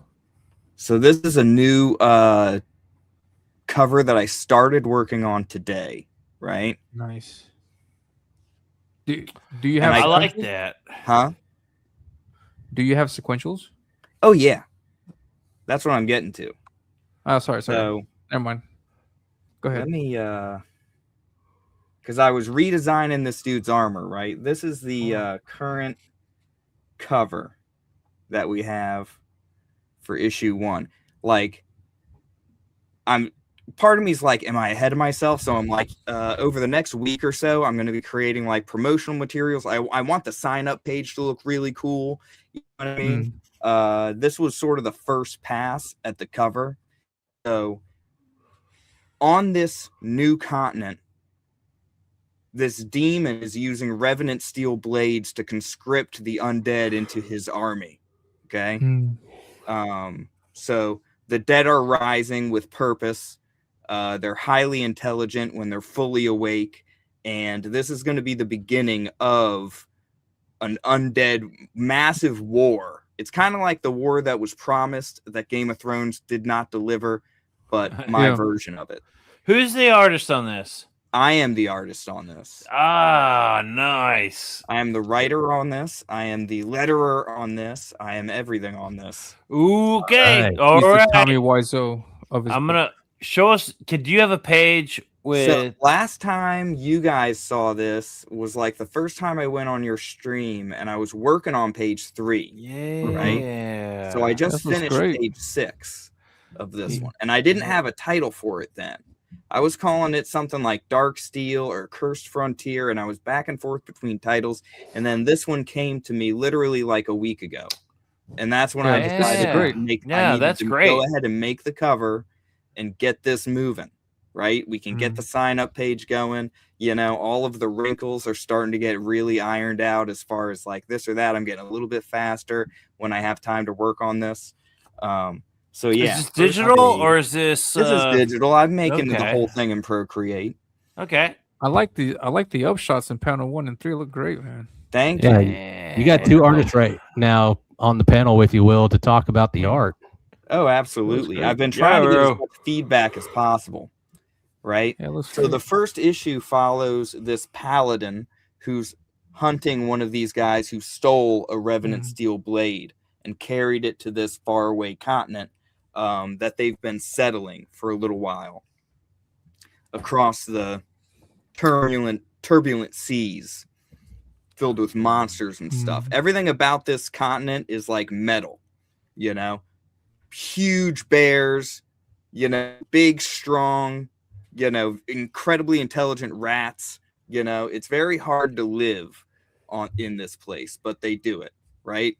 Massive lumber industry, exploration. You got bandits coming in to act as hunters, you know, trying to build a new life for themselves, that sort of thing. Hunting down the wolves and stuff. And that's who these guys are that this paladin finds in this barn, right? And he just passed that pile of bodies that was getting eaten alive by rats. So he's got some questions about everything, right? So page 3 was the one I was working on when I last talked to you, because I was trying to get this pile of bodies here worked out. That looks great. And I need to add more rats. I want rats and I want more birds. Right, I need to design the birds that are going to exist on this continent. Hey, what would it take to be one of the bodies in this pile? Should I make that a tier? Should I make a tier that I'll add another body to the pile and put your face on like it? I want to be one of the bodies, and I have now. Hey, just for reference, I have posed. I have experience posing for piles just like this, and I have. Reference I can show you of Peter was in the Epstein files. That's how he knows. It's no, not the Epstein files, but I do have reference of dead body pictures I can pose for that actually have made it into comic books. So if you need reference for a dead body like of my stature, well, then I can send them to you. Food sticks. Yeah, I dig it, man. Yeah. Thank you. Jake as well. So since then, I've done page 4, where he has a little bauble on him that he knows when the dead are rising. He's kind of, you know, the paladins of this world. They're gonna have a lot of tricks up their sleeve. You know. Looks great, man. But the dead are rising. Whenever you get your sign up page ready and then ready to launch it. Yeah, let me know so we can do a stream for you, man. Absolutely, man. Yeah, man. You should hit me up if you ever want any. Like, I'm gonna try to get on everybody's show. I'm already kind of like poking, trying to. You know, you saw what I did tonight. That's how you do it. Where I'm like, dude, just send me a link. Totally. Like, you don't want to be like, you know, some people that created Projectile Reptile, where you get your panties in a twist and leave, and then when your book's ready, come back and try and get some support. Or not showing. Like, if you want to like run that by some people, I'm always down to like give honest criticism, like I do live, but I'll also do it not live. Yeah, dude. Like, hey, this is what I think. Honestly, I can give honest critiques. Yeah, we're honest on our Grody reviews, but we're even more honest when you get us in the back room. And to be fair, like it's an honest. It's like you take or leave what I have to say. I really like this panel. I like the way that guy came out. Yeah, that's cool. What are they torturing this dude? Well, they're trying to figure out how to kill it. because that page 5 is where, so he's oiling up his sword and explaining to these guys what the situation is, because he needs them to get ready to get out there and put this stuff down before they fully awaken, right? He's like, we got a very limited amount of time here before it gets very dangerous in this place, and you guys need to pick those swords up off the wall and stop drinking and follow me. This is what's going on. So he's going to break it down for them and for the reader that the swords that were created from the ore that was found on this new continent, right? This dark steel, the Revenant steel, as it came to be called, were given away to these aristocrats on the mainland as gifts, right? This rare metal. So one of them used it to kill a slave, right? And then it alludes that they're gonna kill him, but then is he escaping right there? No, he's waking up. He's waking up before they could cremate his body. And the word bubbles will make this more clear than the artwork, I guess, but I'm trying to use one page for him to explain to them what's going on, because, and then he's like, and this is where we figured out, you know, if you can pierce their heart with a fire, that'll dispel the curse that the bodies are under from the blade. Interesting. Okay. And yeah, man, we would love to give it a closer look at a future man. stream, man. If you want something scrutinize, hit me up with anything. We hitting a time. We're not going to get to talk. You know what?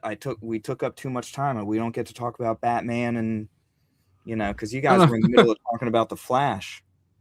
No, we're about to wrap up actually, because I have to get going. But thank you very much for showing this off, man. We're definitely we'll get in contact and then get you set up for like a show. Come on over and chill out the. Now hold on a minute. Scribe Comics just showed up, Elliot. What's up, Scribe? You can't just abandon Scribe. No, I got to get going. All right.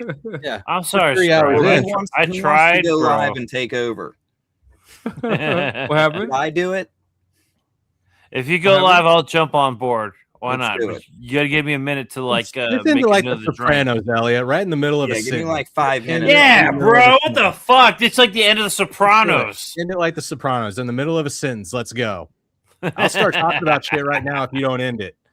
Dude, let me tell you about Sinestro War Corps from Ethan Van Sciver. No. I have all the individual. I don't know if you're reading the chat. I got this. I got all the singles. Dojo from McKay's. Projectile Reptile. $14. When I did that cover, it was like a fucking contest. Book but then $14 I entered it. The other people entered as well, and they didn't do the whatever. Ethan Van He Sciver accepted my piece it's so beautiful. as the winner. I don't know why he's not ending the stream yet. It's so quiet now. So quiet.